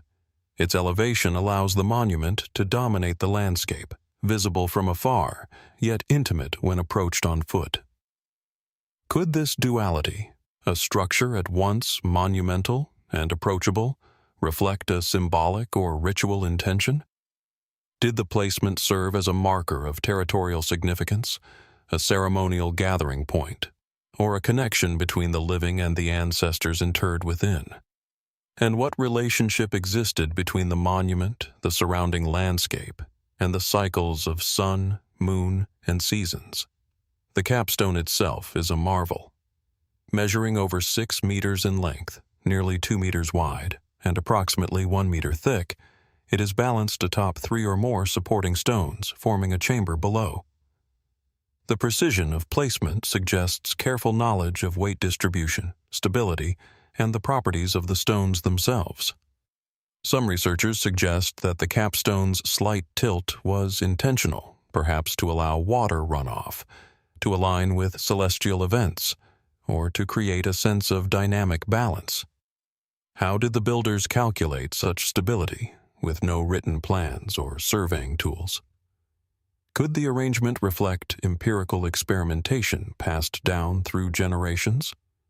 Or did it involve symbolic choices encoded in the selection and positioning of stones? Excavations beneath Pentre Ifan have revealed traces of human activity, including pottery fragments, flint tools, and indications of burials. The chamber likely served as a tomb, yet it may also have hosted ceremonies, offerings, or ritual gatherings. The interplay of enclosure and openness suggests a nuanced understanding of space. The chamber confines, while the capstone creates a protective yet monumental presence. Did the builders intend the dolmen to mediate between the physical and spiritual worlds, providing a bridge between the living and the ancestors? And how did the form of the structure guide human perception, movement, and experience within the sacred space? The supporting stones themselves display remarkable care in selection and placement. Each was chosen for shape, strength, and capacity to bear immense weight. The arrangement demonstrates knowledge of leverage and load distribution, ensuring that the capstone remains balanced millennia later. Could these builders have understood principles of physics in a practical, if not formalized, sense? How much trial, observation, and communal effort was necessary to transport and erect these stones across uneven terrain without machinery? And what does this reveal about the social organization and coordination within Neolithic communities? The spatial relationship between Pentre Ifan and other megalithic sites in the region adds another layer of intrigue. Many dolmens, standing stones, and henges in Pembrokeshire appear to form a subtle network, suggesting patterns of ritual, territorial demarcation, or social connectivity. Was Pentre Ifan intentionally aligned with other monuments, natural features, or celestial events? Could the dolmen have functioned not only as a tomb or ceremonial site, but also as a node in a wider landscape of Neolithic meaning, connecting communities across hills, rivers, and valleys? The scale and endurance of Pentre Ifan continue to challenge understanding. Its stones have withstood thousands of years of weathering, human activity, and environmental change. The monument's survival raises questions about construction methods, maintenance, and the cultural importance placed on permanence. How did Neolithic builders balance impermanence and durability, integrating local geology, structural principles, and ritual significance into a single, enduring form? And what knowledge, social cohesion, or spiritual motivation allowed a community to invest immense labor into a monument whose meaning was as much symbolic as functional? The aesthetic and experiential qualities of the site also demand attention. As light shifts across the dolmen, shadows play beneath the capstone, accentuating its mass and the delicacy of its balance. Approaching the monument, one senses both awe and intimacy, a deliberate manipulation of scale, proportion, and perspective that engages the observer physically and emotionally. Could the builders have conceived of these sensory effects as part of the ritual experience, guiding awe, reflection, or reverence? How much of this effect was intentional, and how much emerges from the inherent majesty of stone interacting with the landscape? Pentre Ifan also invites speculation about the symbolic and cosmological dimensions of its design. The use of large capstones to shelter burial chambers, the alignment of stones, and the selection of sites atop rises may all carry significance beyond practical function. Were these structures intended to align with the path of the sun, the phases of the moon, or the cycles of agricultural activity? Could they have served as markers for seasonal festivals, spiritual observances, or communal gatherings? And if so, what knowledge of astronomy, environment, and ritual practice was embedded in the decisions of Neolithic builders? Walking among the dolmen today, one feels a dialogue between permanence and impermanence, between human labor and natural forces, between ritual and landscape. The site exudes both mystery and clarity, simple in design, yet extraordinary in execution, solitary, yet connected to a wider network of monuments, quiet, yet charged with the presence of countless generations.